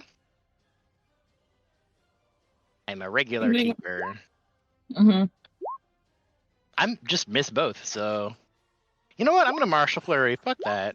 Fuck There we you. go. Damn. There we go. Give me that 5 damage, baby. I'm gonna put the screaming face on. Anybody that has the screaming face, you have advantage on your attacks against, because he is martial foot furied.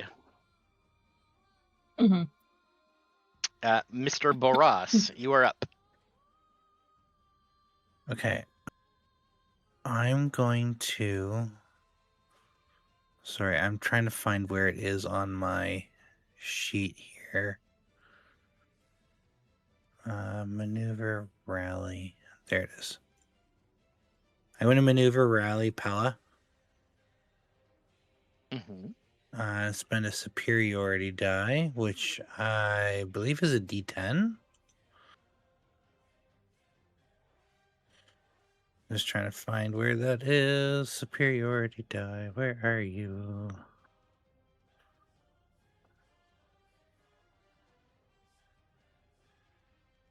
Trick, do you know where I find that? I am looking it up very quickly. D10 sounds right, but it could be a D8 still. Maneuvers. Level 10, it is a D10, so yes, you are correct. Okay. So, I spend 1 superiority die to bolster the resolve of a companion. Choose an ally within 30 feet, which is that gentleman there. That creature gains temporary hit points equal to the superiority roll plus half my fighter level. Oh, damn. Whatever this is plus 6.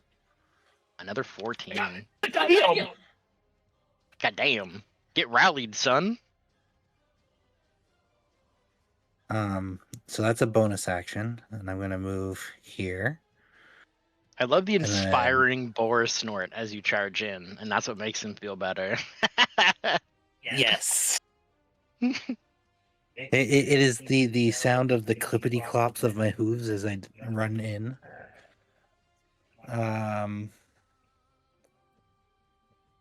That was not a straight line, so I cannot charge attack. Okay, tusks are on fire. I am swinging.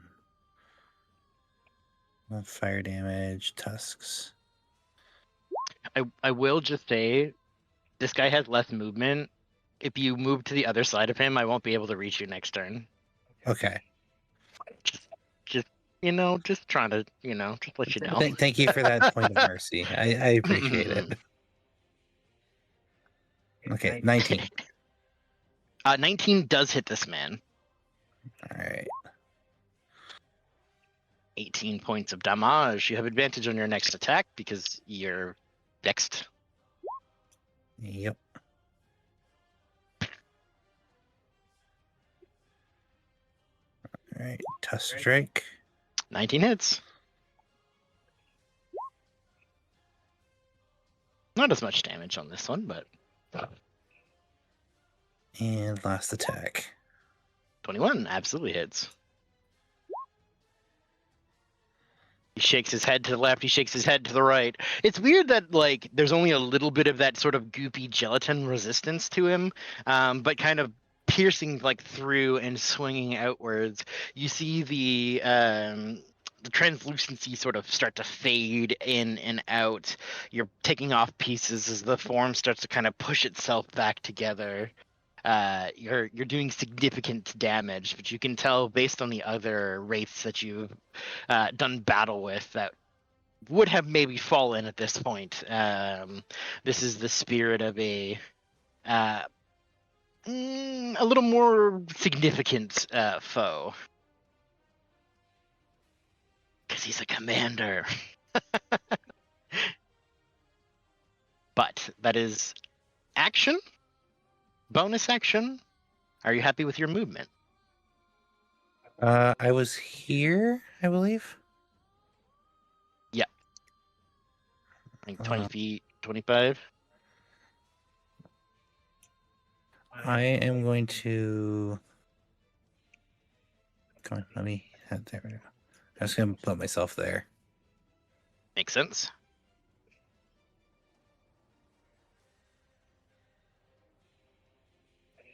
That'll be it. Hindered by Jingle is going to go here and then dash. Not being able to attack by getting into position.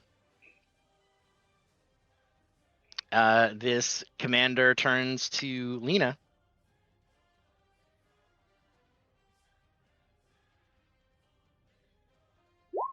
Here we go. 3 Oh, attacks. I will miss. That'll hit. That'll hit. Big Oh. swings, cuts down. The first one you're able to sort of get underneath, but it's a matter of how do you deflect a sword that's not fully corporeal? Digging into your body. You take 9 and 8, 17 damage total from the commander. As you see this sort of battle-hardened woman trying to drain the life out of you. All right. So Lena is instantly gonna use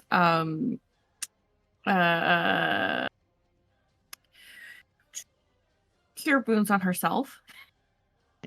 All right. You're tanking.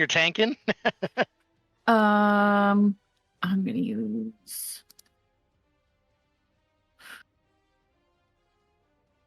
I'm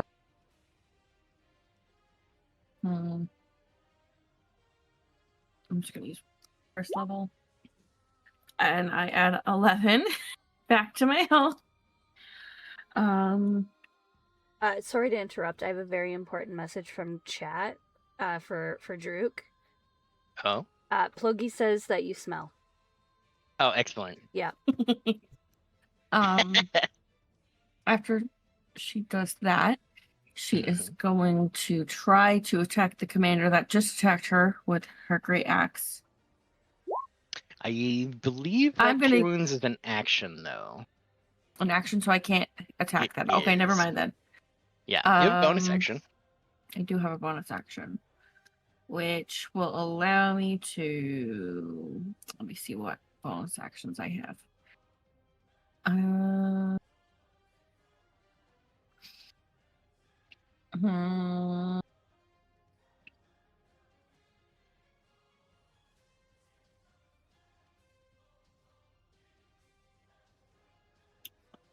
I just read something that I could have been using this whole time. But I will now have to use this later on. I'm going to use Inspire Another. And give Okay. inspiration to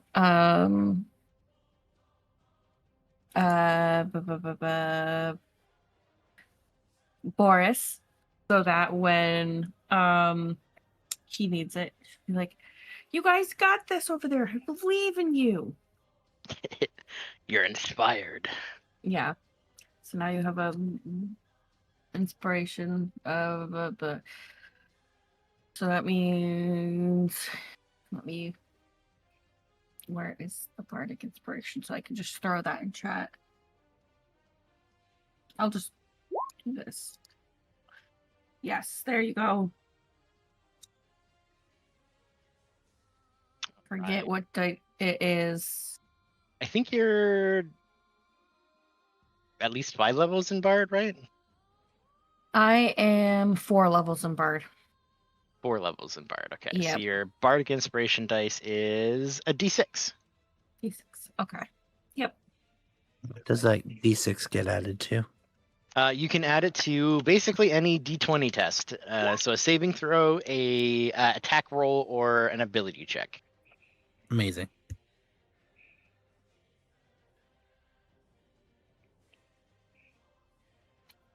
Anytime in the next 10 minutes. All right. So healing yourself, taking a moment to face down these warriors, sending your motivational words to Boris. Any movement, or are you just gonna stay put? Luna's just gonna stay put for now. All right. Jingle, you have a magical fork. I'm so Boris is excited for this inspired. magical fork. Let's do it. So I'm attacking the Wraith Commander, because no Okay. shit. Mhm.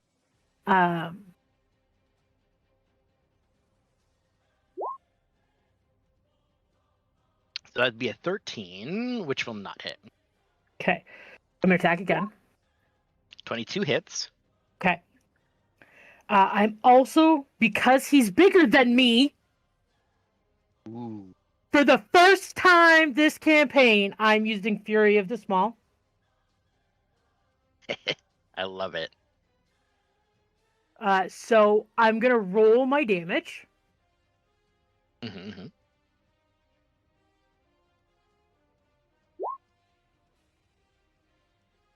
And then I am going to add my extra damage is equal to my level. Oh my god. So I'm going to add 12 to that. All right. So I'm going to do 21 points of damage. +2 from the magic weapon. Plus 2 for the magic weapon. 23 points. So you skewer into this man, swing your fork through. It's like, this is what it's like. A hot knife through butter. Knife through butter. You have one more. Yes, I do. I'm going to double my hands because I'm just swinging it over one-handed. I'm going to hit two-hand. 25 hits. Okay.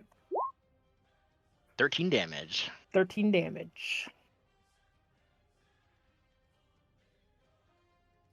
Immediately, you can see the battle has turned over on this side as you and Boris lay into this commander, rallying Strum. You can see the warriors that are here, many of them sort of still fleeing outwards, but the 4 that was able to resist one of the main commander units is almost defeated. You have a bonus action. I don't know if there's anything you want to do with that. Nope. Not at the moment. Not at the moment. Excellent.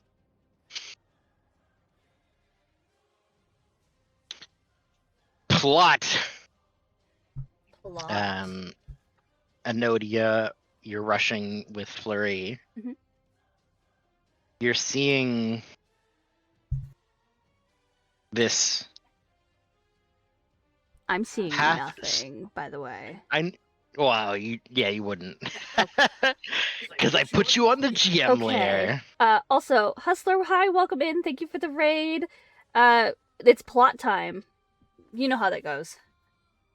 Go It ahead. is plot time. You're seeing these little dots of where your foots land, and with Flurry at your side, expediting your steps, it's no different. You see they're still marked out, and even with Flurry's increased speed carrying you along, the moments where your foots touch the ground match up perfectly. Oh shit. Okay, cool. You stand at a fork in destiny. Behind you is your companions, but the fabric of your life is there. Every decision you've ever made has led you to this moment. That complex weave telling the story that is Enodia has led you to this moment, and you've decided to embrace the path ahead of you, not deviate from whatever this vision has shown, as many diviners have in the past to change fate. You're trying to change it, but rushing towards it rather than trying to circumvent. I'm gonna whisper, we have to go faster. Can't be late. Can't. Give me a perception check. Alright. How do what? Okay. You roll the same number twice. All right, then. The dice have deemed it so. You're dialed into these steps and trying to follow them to change the vision that you had. You're pushing through this broken down camp. You can see most of it has been uprooted, but there are still these markers or slabs that you can see where the earth hasn't necessarily fully reclaimed it. Loose structures of things that were left behind, campfire pits where people would be meeting and laughing, breaking bread and eating. There is combat around you. There are blurry images of men and steel and wraiths that is vanishing at the side of your vision. You don't have time to perceive such things because your mission is more important. You rush forward towards it, and you hear a voice that's not spoken out loud.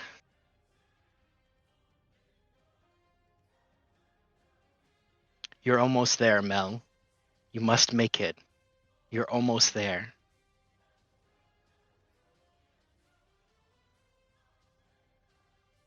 I don't know that name. You don't. You don't know this voice.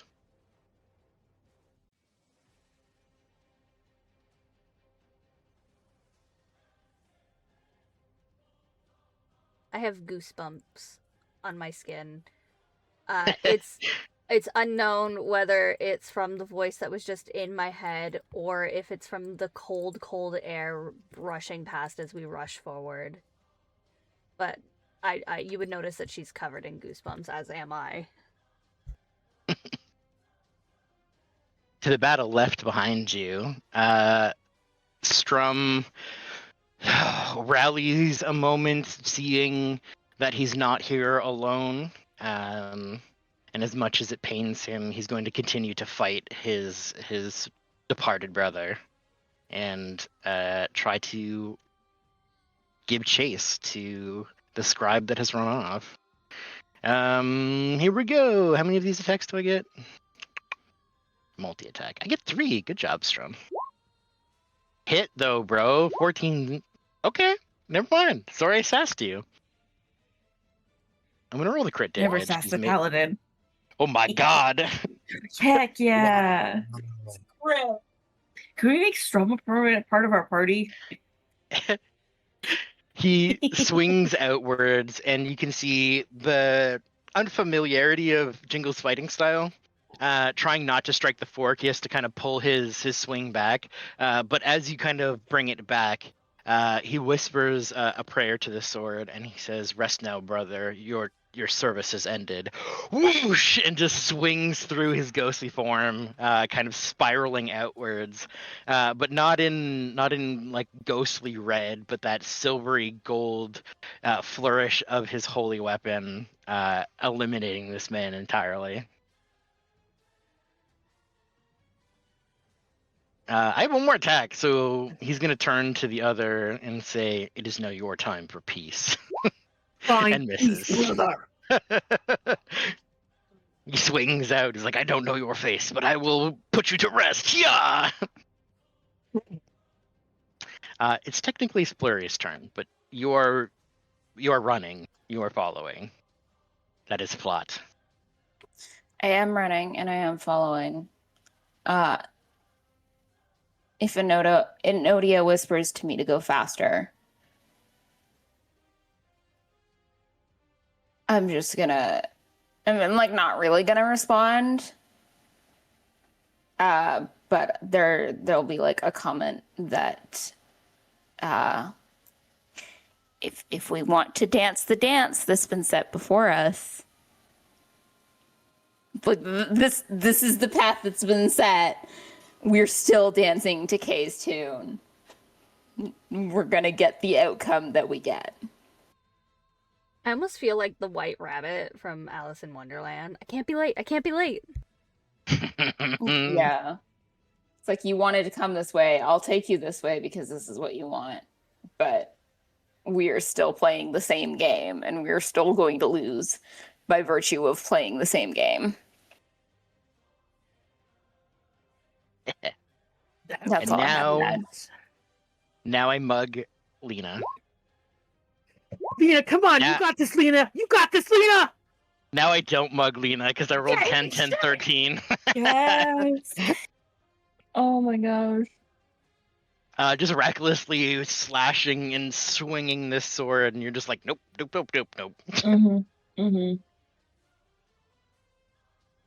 It's the reason why you died. You suck as a warrior. Oh boy. Wow. That was me, not Lena. Lena's nicer than that. Wow.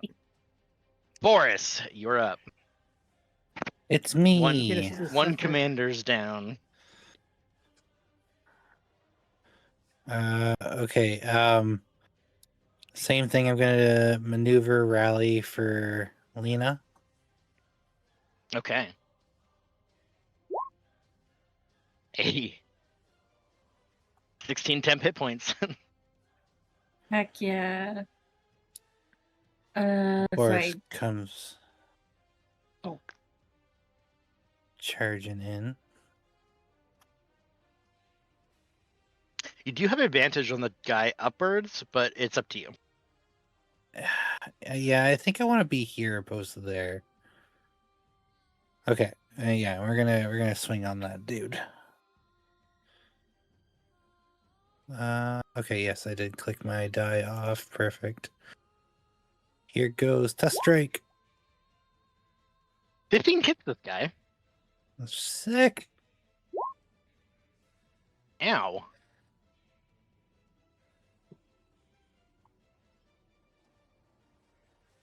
All right, one more. 15 hits.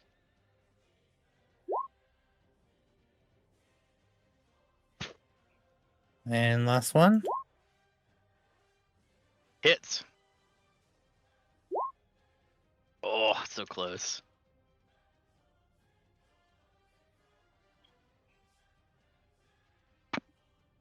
Big bucking swings with the tusks, fire, extinguishing this ghost almost fully. Just the loose outline remains.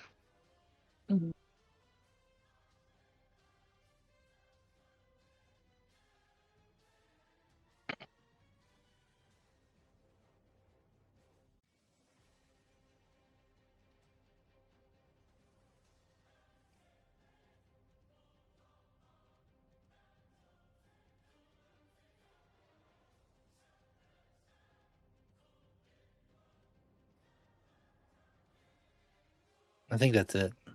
Honestly. All right. Time to murder.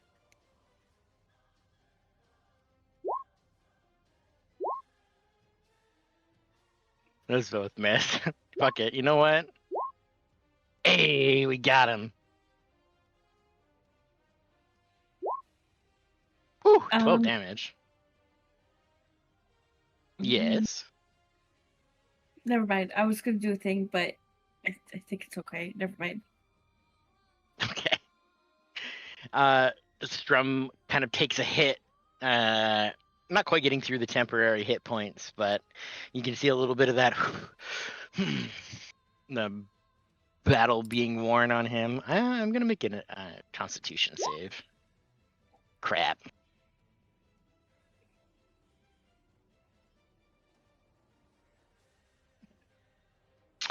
Be what it be. It's a His concentration drops. Mhm. The blue glow on the fork. what? Mhm.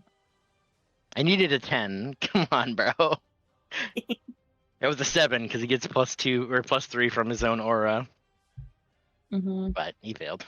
It is what it is. Can I offer him one of my session rerolls? You can't do shit. Damn it. You're not here. You left.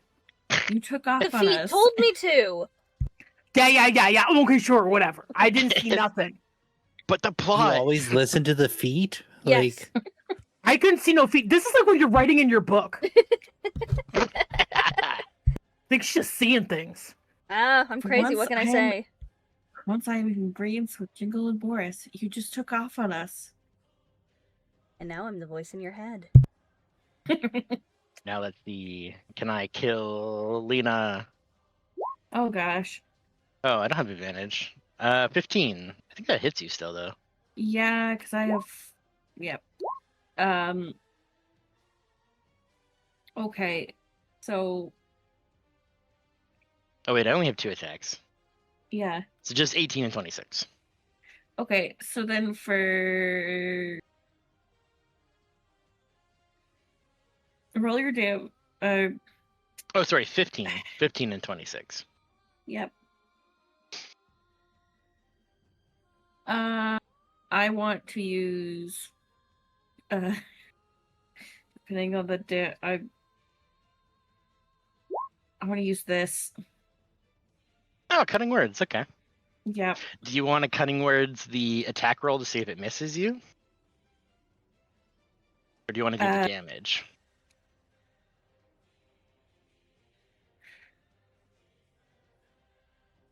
I want to do the attack roll. Because if you get more than 2, I just miss you, right? Or if you get 2 or more, I miss you. Because it takes a 15 to a 13. So it's when a creature attacks, see if you can take a reaction to expend your roll bardic inspiration die to subtract. Oh yeah, okay. So I gotta roll. So you roll a d6. You're looking for anything higher than 1. Oof. Jesus. So I still hit you. Okay.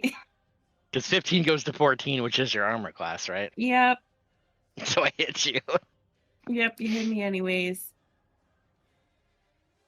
Wow. You had a 5 out of 6 chance for that to work. I did. And then you said a 1 and jinxed it. Thanks, Trip. Yep. I sure did. Thanks. Oh gosh. Take 20 damage. 20. Don't So- forget you have 10 hit points. So okay. So what I'm gonna do is I had 10 added for 10 hit points, right? Mhm. So I'm gonna That should be 16, right? 10, 10 plus and then 6. 10 plus 6. I had 16 added. Yep. Okay, so 16, and then I have to minus. 20 damage, so 4 hit points go through. Okay. I'm good now, I believe. Excellent. And it's your turn. That's my turn.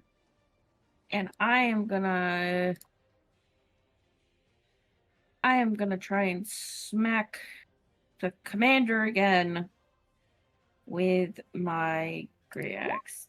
That's a nat one. That's that one. That's real bad. That's a miss.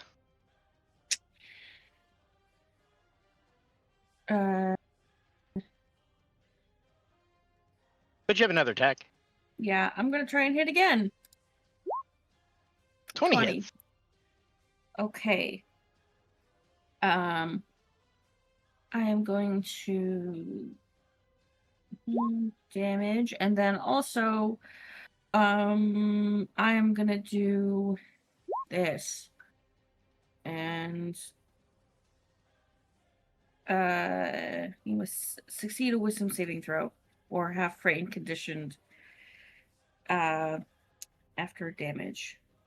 Okay. So you do Yeah. 1d6 necrotic damage either way. But I'm a Oh. ghost, so I don't feel fear anymore. So I Okay, cannot be well- frightened. I still do the damage. Absolutely. So 13 plus 9. Well, it's putting your combat analysis on this Wrathful Smite damage, which it shouldn't, so it's 5. 5? Okay.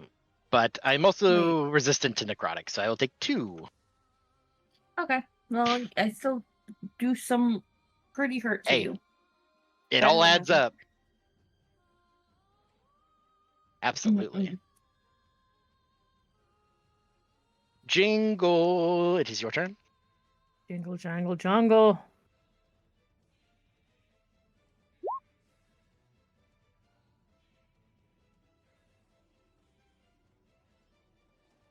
I'm attacking that bitch in front of me.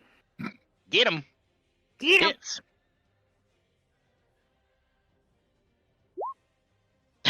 I'm just gonna say, can you roll 10 damage? Because Habd still kills him. He's dead. Heck yeah. I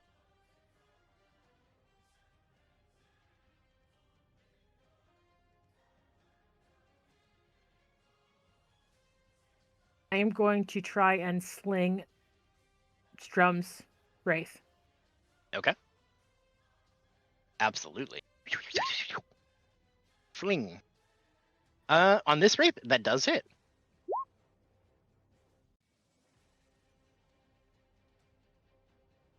Becomes slowed. 3 points of damage as the sling flings through him.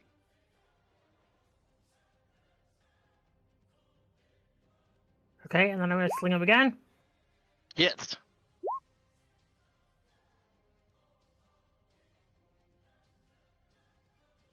Hey, chip damage, chip damage. He's Chip dying. damage, chip damage.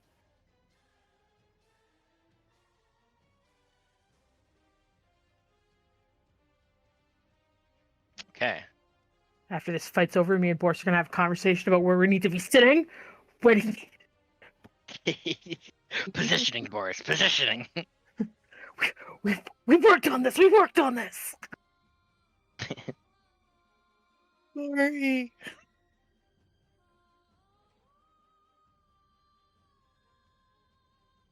Oh, it's the plot again.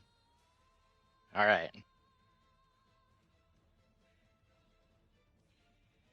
As you continue. Okay, never mind. We're good. We're good. I know. It's almost 9 o'clock. No. I was just making sure that Lucy was back. Oh, yeah, true. yeah, I'm here. You're good. I can see them. I was We're like, good. if we're doing good. plot, Lucy's good, you're not good. here. Yeah. Let me narrate for a few minutes. Here's the for fun nobody. thing. Here's the fun thing. I would take my headset upstairs with me if it was too close to me time. Just in case. Okay. Perfect. The sounds of battle begin to give way. The two of you now, you're moving very quickly, but now you're outside the protection of paladins. You're outside the protection of the filtration. You're running through these elements now. You're at this point now starting to feel the effects of the environment around.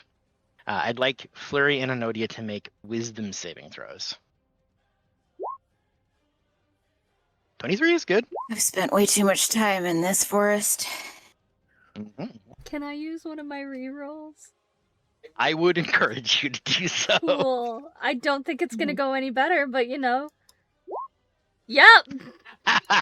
Manifest your Yes, destiny, use a bro. second. You want to dump both of them? Yeah, I might as do it. well. you might as well. Hey. There Okay. You see the footprints path differently. Moments of hesitation and stopping.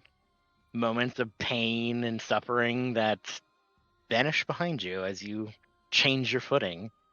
Yeah, I don't stop. It says that I'm supposed to, and I don't. I keep going. I refuse to stop. I can't be late.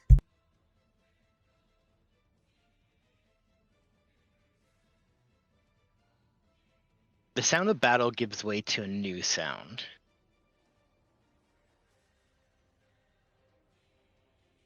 Like wind chimes on a soft breeze morning. Dozens of little tinkling, twinkling pieces of metal or tin clanging against each other gently in the breeze. Is this the chime I heard the last time I was at this camp? Mm-hmm. Mixed with the twinklings, you hear a voice. Eric's voice. Talansik, we must go back. The men are still fighting. We don't have time for this.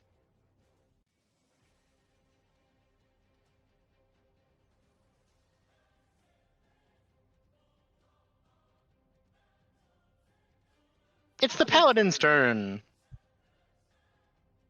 Let's go, Strum. Let's go. Woo, woo.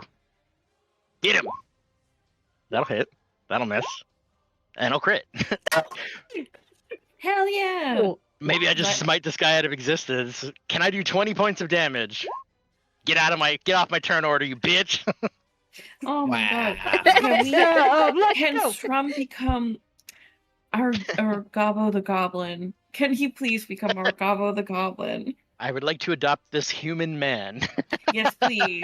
You don't have a human on your team, so He's my Listen. best friend. We're gonna have soft Listen. tacos later. Listen, my Oh mom, goodness. my character's mom is always looking to adopt another being.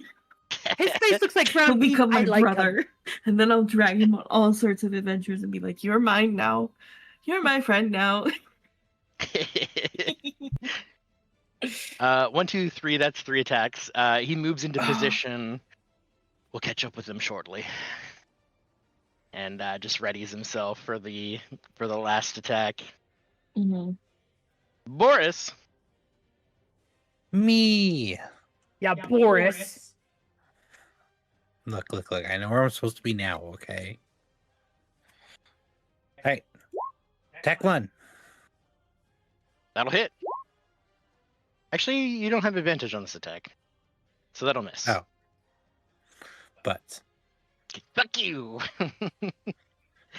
So 14 misses. 26 hits. now I have advantage. Now you have advantage. That'll hit.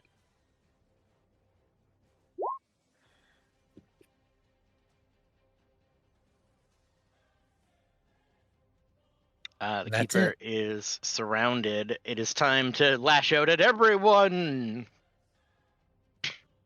This will be for Lena. This will be for Jingle. This will be for Shut Strum. Why does he like to keep hitting me? What did I do to this? What old battle enemy or something? That's gotta be it. Fuck you in Uh, particular, tiefling lady. What's Yeah. what's your AC? Mine? Yeah. 14. What the?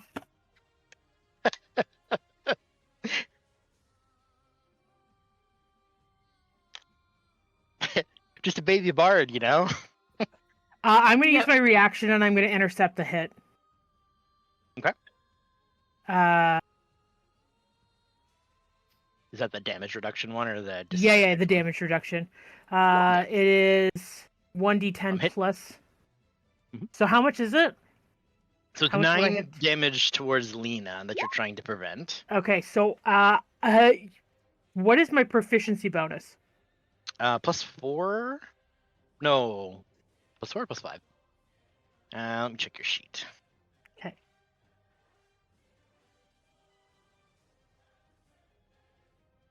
Once you tell me, I'm gonna write it down. Oh, it's Jingle Boris. Duh. I need Jingle. +4. Okay. So I You block it am all. blocking it all.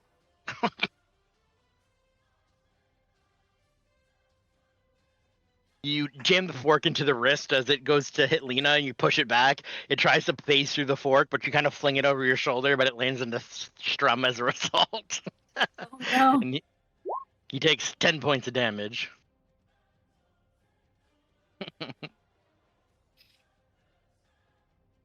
Hey, you can't save them all. Oh wait, I did my triple attack. So Strum's gonna take some necrotic damage as well. Eat more to the NPC, kill my NPCs. No. Alright. Strum sort of recovers. He's not doing so good on his own, but he's holding up with the rest of you, so he's doing fine. Mhm. Mm-hmm. Lena, you're up. I'm smacking with my my axe again. Rolling, damn it. Ooh. That's good damage. It's very good damage. And then I'm gonna attack again. That'll hit. More damage. Oh! She doesn't like this thing. On the second attack. I think that's all she can. That's all I can do.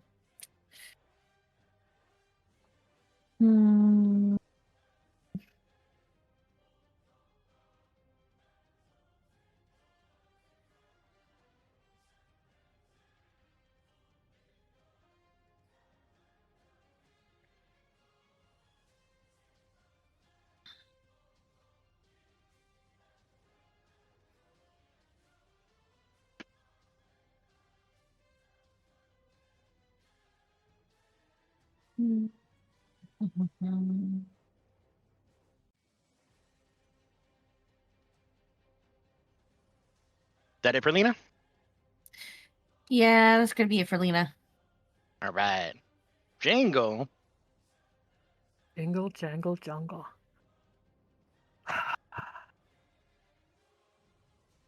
Boy, oh boy. Fuck it, I'm gonna kill him. Attack! Bam! Bam! Bam! Oh, you have advantage on all these strikes because I was a douche. So you can roll another set for me. 1, 2, 3. Okay, so the first one hits, the second one misses, the third one hits. So you got 2 hits. Bam! Bam! All right. Take half of that. You're stabbing and forking and stabbing. You're like, God damn it, I wish I had a magic weapon again. Yeah, this fucking sucks! Did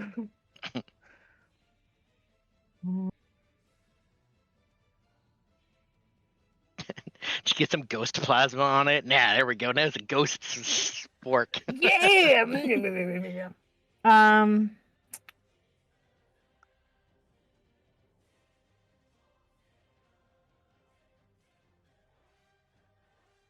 Okay, that's everything I'm gonna do.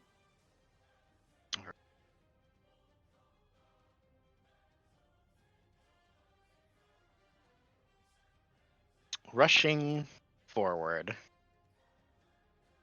you hear the jingle jangle, the soft twinkling. You hear Eric's voice, and there's that anxiety that sort of rushes to your chest and to your throat that it's here, it's happening. But you're so fast. Carried along Flurry's wind, traveling this point, listening to the voice. You break into the clearing.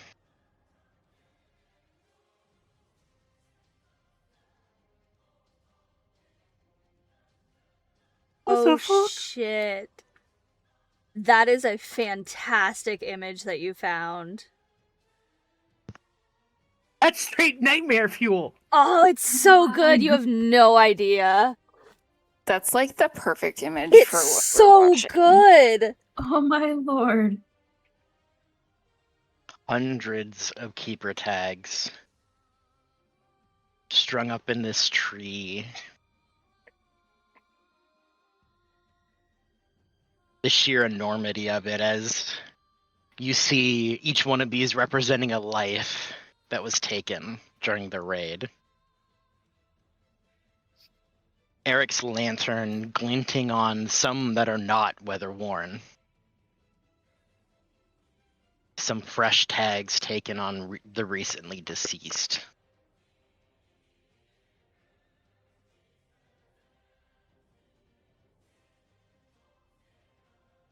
There's a stillness here, but a quiet, an echoing voice Talancic looking up at this tree. A very gruesome display hung underneath it. Twisting up from the branches, long arms stretched out with rope. A corpse that dangles among the collected.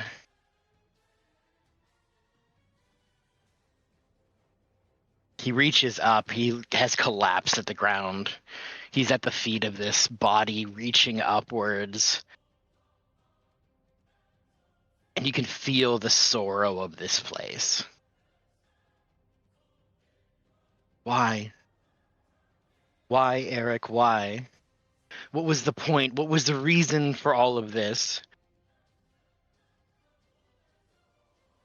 You see them in the distance as you're rushing forward. Eric takes a step towards him. You're not too late. But you know what happens when they embrace. What do you do, Enodia? Oh shit. Okay.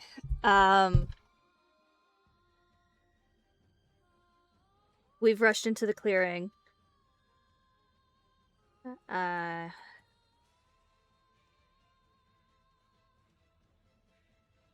gonna take in the sight before me. This is the first time I'm seeing it. You hear her voice break as she says, God's above. What the... She rushes forward. Uncle.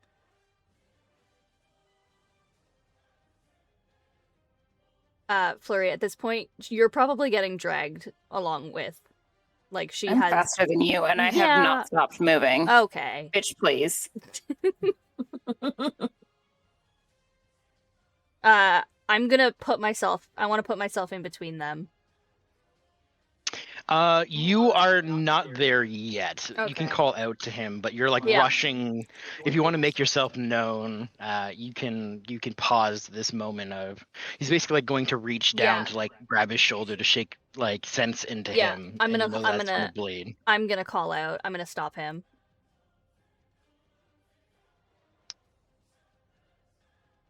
You call out. Eric pauses for a moment. He looks back to you.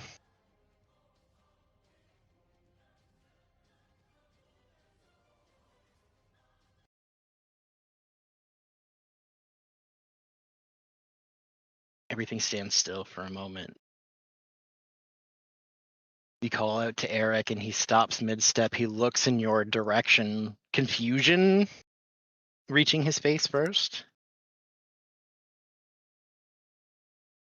Talancic begins to rave. His fists meet the ground as he pounds down. He says, "What was the point? What was the point? There was no point. What was this all for? It was for nothing. Why did she die? Why did they die? It was for nothing." Eric takes a step away from him. This is a scene that's not familiar to you. You stand aside with Flurry, and Eric says, "We must return to the others." He looks back to Talancic. He's not well.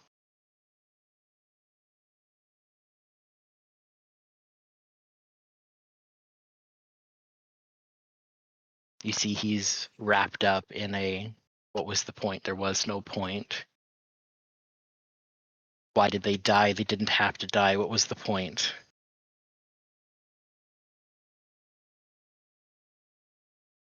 And you see a truly broken man. He pounds his fists into the roots and into the muck and into the mud. And seeing the vision of what's before you is truly horrifying. Seeing the light of the lantern giving way to the body Ropes around the wrists held up into the trees, arms twisted one over another like a corkscrew, over and over and over again. The silhouette of the body is placed, arms stretched taut to make a linear shape, with the legs held astray to make an awful looking K.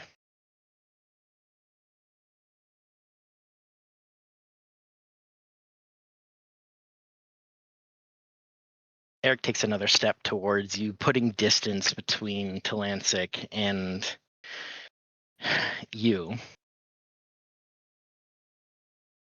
But another voice interrupts the madness.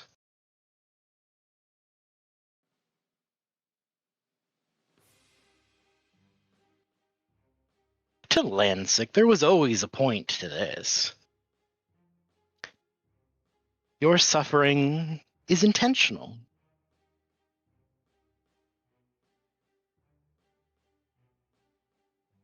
The voice rings familiar. Feeling a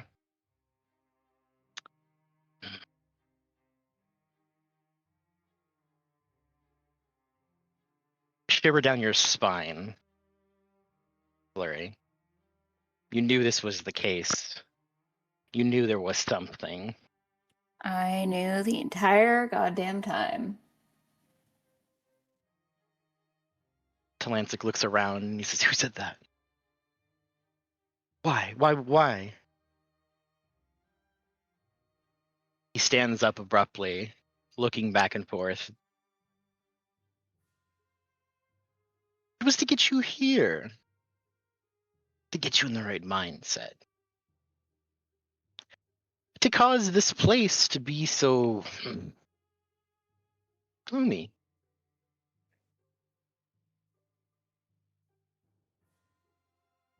You see Talancic's moving around, and Enodia, with your perception, there's not another body here. This source of the sounds. Glowing red eyes from Talancic as he looks at you from across this clearing. Hush now. You've done your job.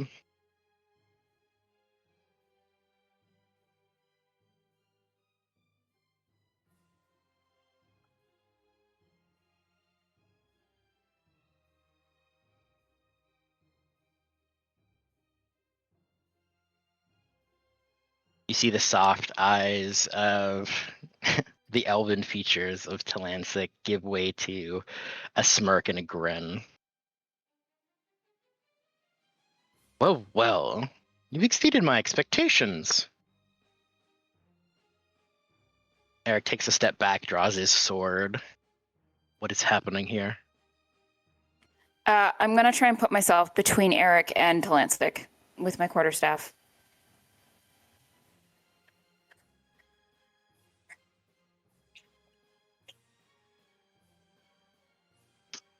You hear a heavy sigh from Talancic, and raising his hands, these gestures are not his own.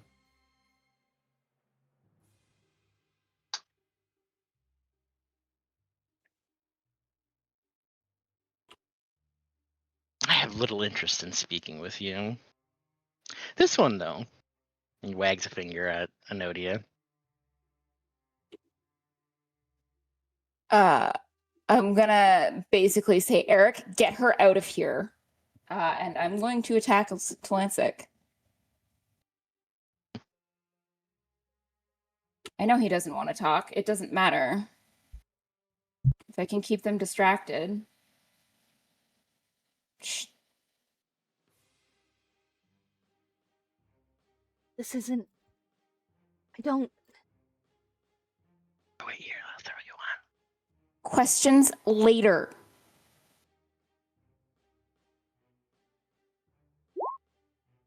Ooh. Tiny Enodia.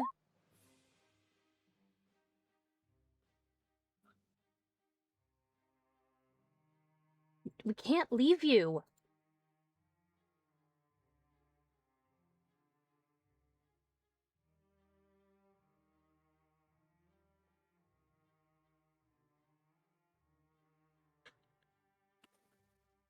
go.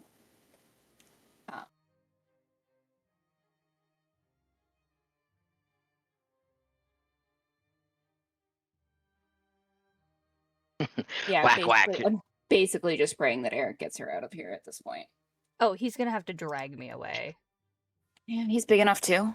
I And he would. You're a tiny baby, remember? am a tiny baby. Just a little guy.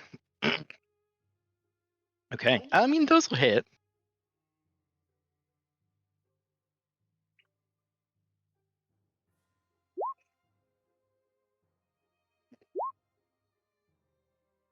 Definitely gonna hurt Atlantic, but you know.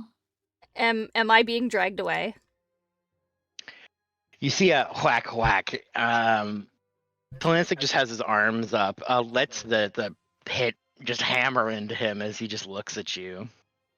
He has a big grin on his face. You're just beating a dead horse. Mm.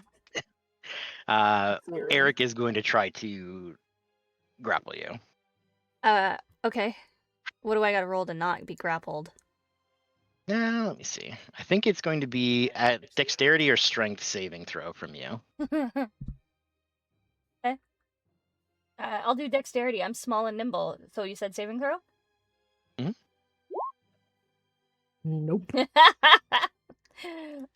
Okay, in that case, as I'm being dragged away, can I cast Cure Wounds at Flurry? Or, sorry, Healing Word instead? Because I can't touch, well, ooh, I don't have to! I can use Cure Wounds because of the map! You can. I can use Cure Wounds because of the map.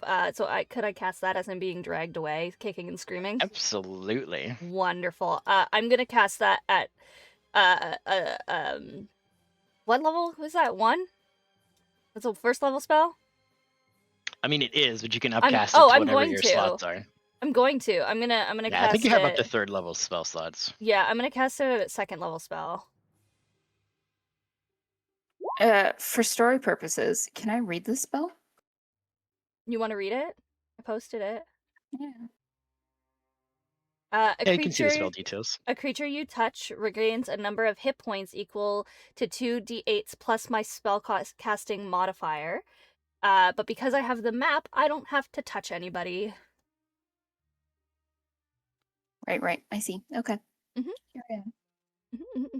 It's one of the fun things about my map. I get to kind of just do the things. Why I like it. So have some fun healing. Some healing. Because you took some damage. She knows that.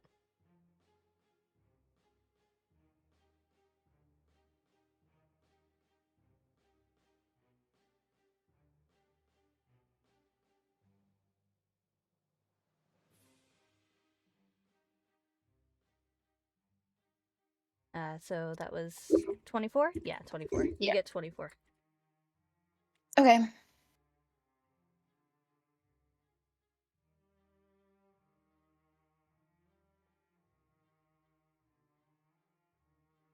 Dragged here, dragged away. Man. Yeah. Just a This little is broken. ragdoll.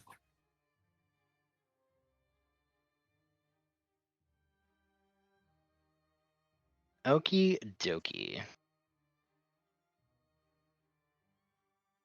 I need my baby girl Strum to kill this other man. My hamburger faced baby girl.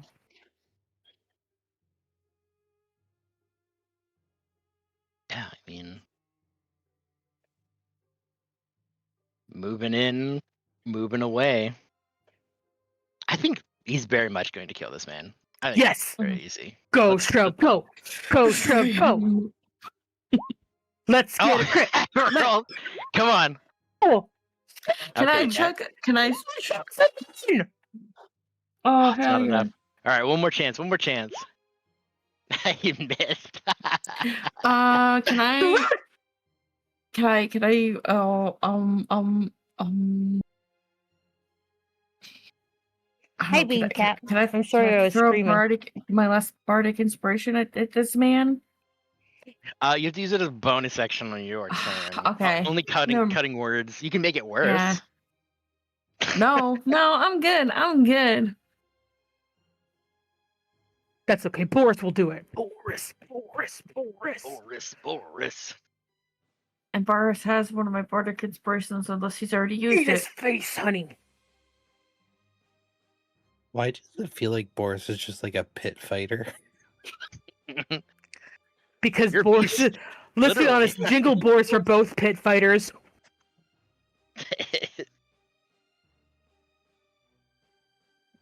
You need something killing, you know who to call. 1-800 Boris and 226 Jingle. 2789. All right, fine. I'll murder this Oh poor my man. God, it's such a hassle. What a chore. Well, that didn't work. He Oh, has you bardic missed. Bardic inspiration, remember? inspiration. Yeah. Ah, 1d6. that misses. Still Still doesn't misses. hit. Come on, Boris. Oh, fuck. Mhm. Are you kidding me? Do you want to take damage, bro? Okay. There we go. Jeez Louise. Heck yeah. Boom! With a flick of the head. The ghost is no more.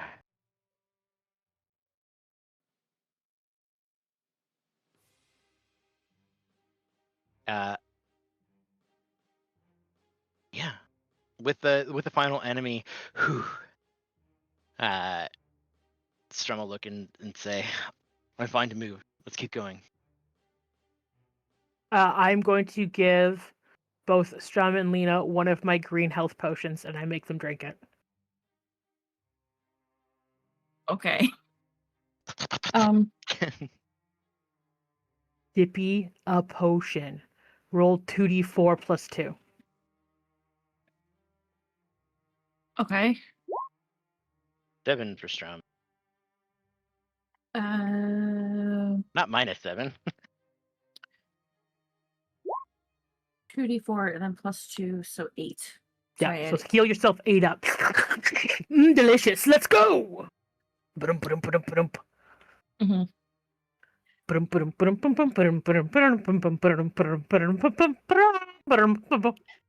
As Before we're we- running, Yes, Oh. yes. I was gonna do cure wounds on. Did Boris and Jingle take any damage? Did you Oh, guys? don't worry about us. Don't worry They look about us. fucking Don't worry fine, about bro. them. Okay, so then she's gonna use cure wounds 2 more times. Once on herself, and then once on Strum. Boom. You do have a couple And of then- seconds. You're running through, Boom. and as you kind of place a hand on and continue to sprint, you do break into the main camp. You see there are disjointed teams that are fighting fighting against the specters. You would see. Oh God, now I forget their name. You see Doran is fighting alongside Elmar. They're pushing back some of these ghosts as some more sort of rise up, and they're going to shout to you. I saw the scribe run through there. And then Doran is going to add in. I think Eric is that way too. Go bring them back. We need to fight together. Yes, thank you.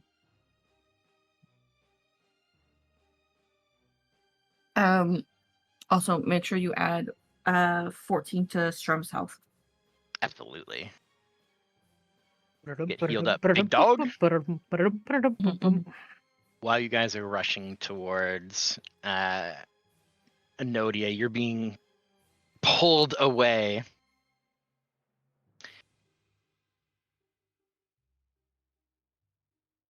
Let me go. Let me go. Looking down at you, Flurry. D stats are this DC is wrong. That's because this character sheet isn't functional, and I don't want to fix it right now. Oh, it's a GM. That's cool. It's gonna give you the DC. Let me just get the spell description in. Why do I have a timer? I don't know. Because you Time. timed out. You're a bad girl. I see. Straight to air jail, just like I do the cats when Were they try you to piss me concentrating off. on something? I don't think I was concentrating on something. If Or I is was, this just the same default token Oh that my keeps using? goodness. It's the same default token that keeps getting used. Get out of here. It's because I Stupid- pulled you out of your character sheet. I don't know why it's Stupid still working that way. anxiety timer. That's what it is. It's just there to give me anxiety. Ooh. Suffer pain, Flurry. Hmm? Holy butts! Okay. Just have incredibly excruciating, crippling pain. Yeah, whatever. Oh my goodness. You speak a word of pain, causing waves of intense pain to be assailed. Actually, you don't even get a save. I don't know why there's a saving throw on there. Oh, If it the doesn't target has matter because I less- failed it. If has less than 100 hit points or fewer, is subjected to crippling pain. Otherwise, the spell has no effect. While the target is affected by crippling pain, any speed it has can be no higher than 10. It has disadvantage on all attack rolls, ability checks, and saving throws, other than Constitution saving throws. And finally, if it tries to cast a spell, it must first succeed a saving throw. It makes a save at the end, ending on a success. You just see, much to their disappointment, just a suffer, very dismissive hand wave as Flurry, you feel just immense electricity rocketing through your body, shattering your knees, and you just see Talancic just walks away from you. You can AO if you want, but you have disadvantage. That doesn't matter. I'm gonna AO.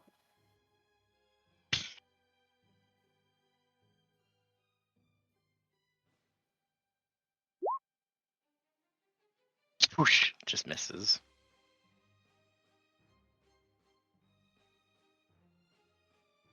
I was hoping we could be reasonable and speak, but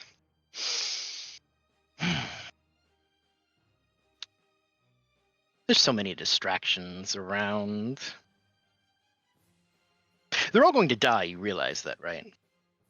You may have saved your uncle here, and maybe you take a few more of the specters out with you, but there's only one true and proper way to survive this. As I'm being dragged away, I'm gonna yell, "What do you want with me? I'm just a scribe. I'm just a gnome. What do you want?"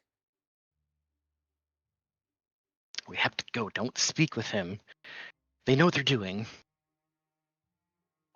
I think you can tell that Eric is a little shaken, and it's not right to leave someone behind.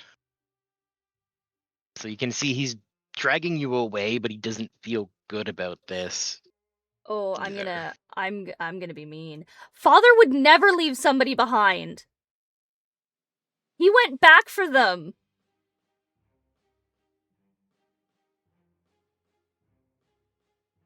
DM, I can still talk, right? I'm crippling pain, but I can still talk, right? Yeah.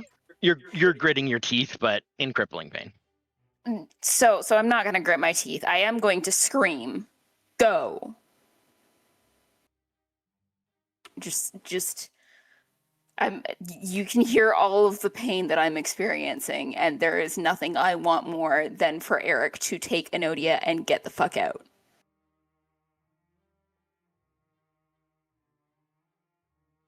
I'm squirming. I'm not making it easy. He's definitely stronger than me, and I'm definitely in air jail.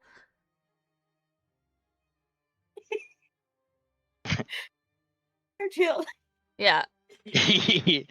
Wiggling and flailing Enodia. Mhm. Give me an Arcana check.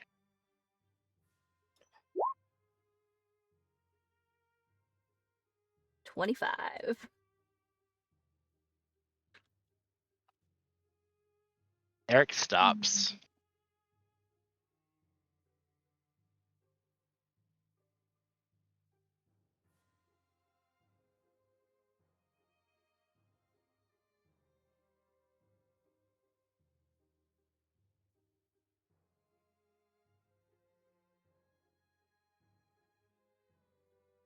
Eric stops.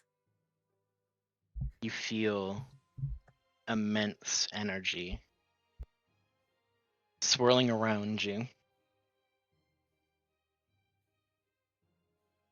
It's different from this environment. It's different from this place of sadness.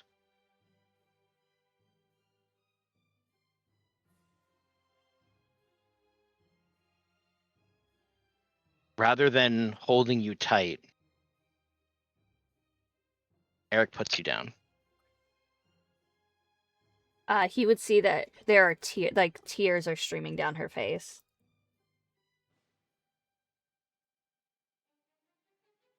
He puts a hand behind you and draws his sword. You catch the scent of something in the air. Something that shouldn't be in this place of rot, of decay, of sadness and danger. You smell sweet rolls. You smell freshly baked bread. And stepping through the ether in front of you. Oh, I didn't put the token on here.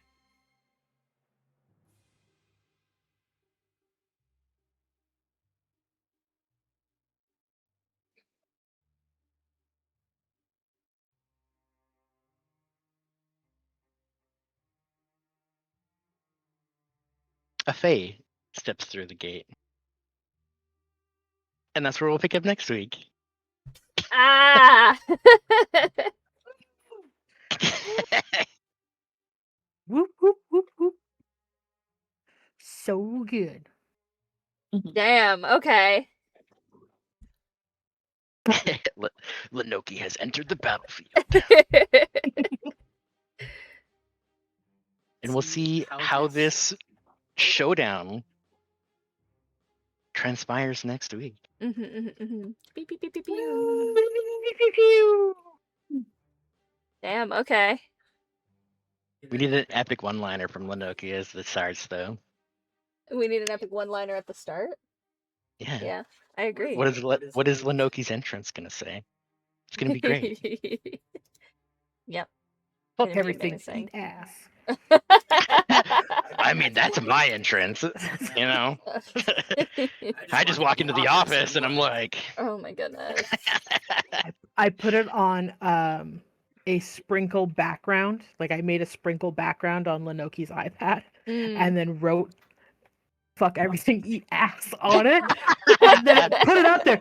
And Lenoki just saw the sprinkles and didn't notice that it said anything right away. amazing. And so apparently they had been like, showing someone it, and that's the part. No, it was in Oh, she was in class, right? She was in class when she noticed it said "fuck everything, eat ass." And they're at the front of the row too. Oh fuck, I forgot. Amazing. That is such a good prank. Well, thank you guys so much for coming out. I really appreciate you guys being here. Especially, Good night, go bedtime. yeah, it's your bedtime. It's time for you to It's get my ready for bedtime. bed. Yeah, I was like, I thought it was after 9. I'm like, Yeah. it's time. Yeah. I poof. Well, you guys are free. I set you free. Beep, beep, beep, beep. Okay, bye. Bye. Bye. I'll see you guys next week for the same time. I'm gonna leave too. There we go. Alrighty, folks, thank you so much for coming out today. I very much appreciate it. If you want to catch more of these shenanigans, these types of shenanigans, you can catch me tomorrow on Lemon Dingo's channel doing Vintage Story. I haven't told you about Vintage Story. I guess you're gonna have to come and see it because, like, it's pretty great. And then we'll be back next Saturday, same time, 6 p.m. It's shenanigans and work-related stuff that everything's getting all shuffled around. But here are some raid messages. The first one is for everyone. The second one is for my lovely subscribers. And let's see who we are going to raid today. Who are we going to raid today? Who is up? Who is up? I guess we're going to go raid Cheor. It only makes sense. I did make fun of him earlier Oh, and Gentle's already over there. That's funny. All right, they're playing Elden Ring Night Rain, and we are gonna go say hi to them. Make sure everybody says hi. Lizard. I'll see you guys next week. Bye bye.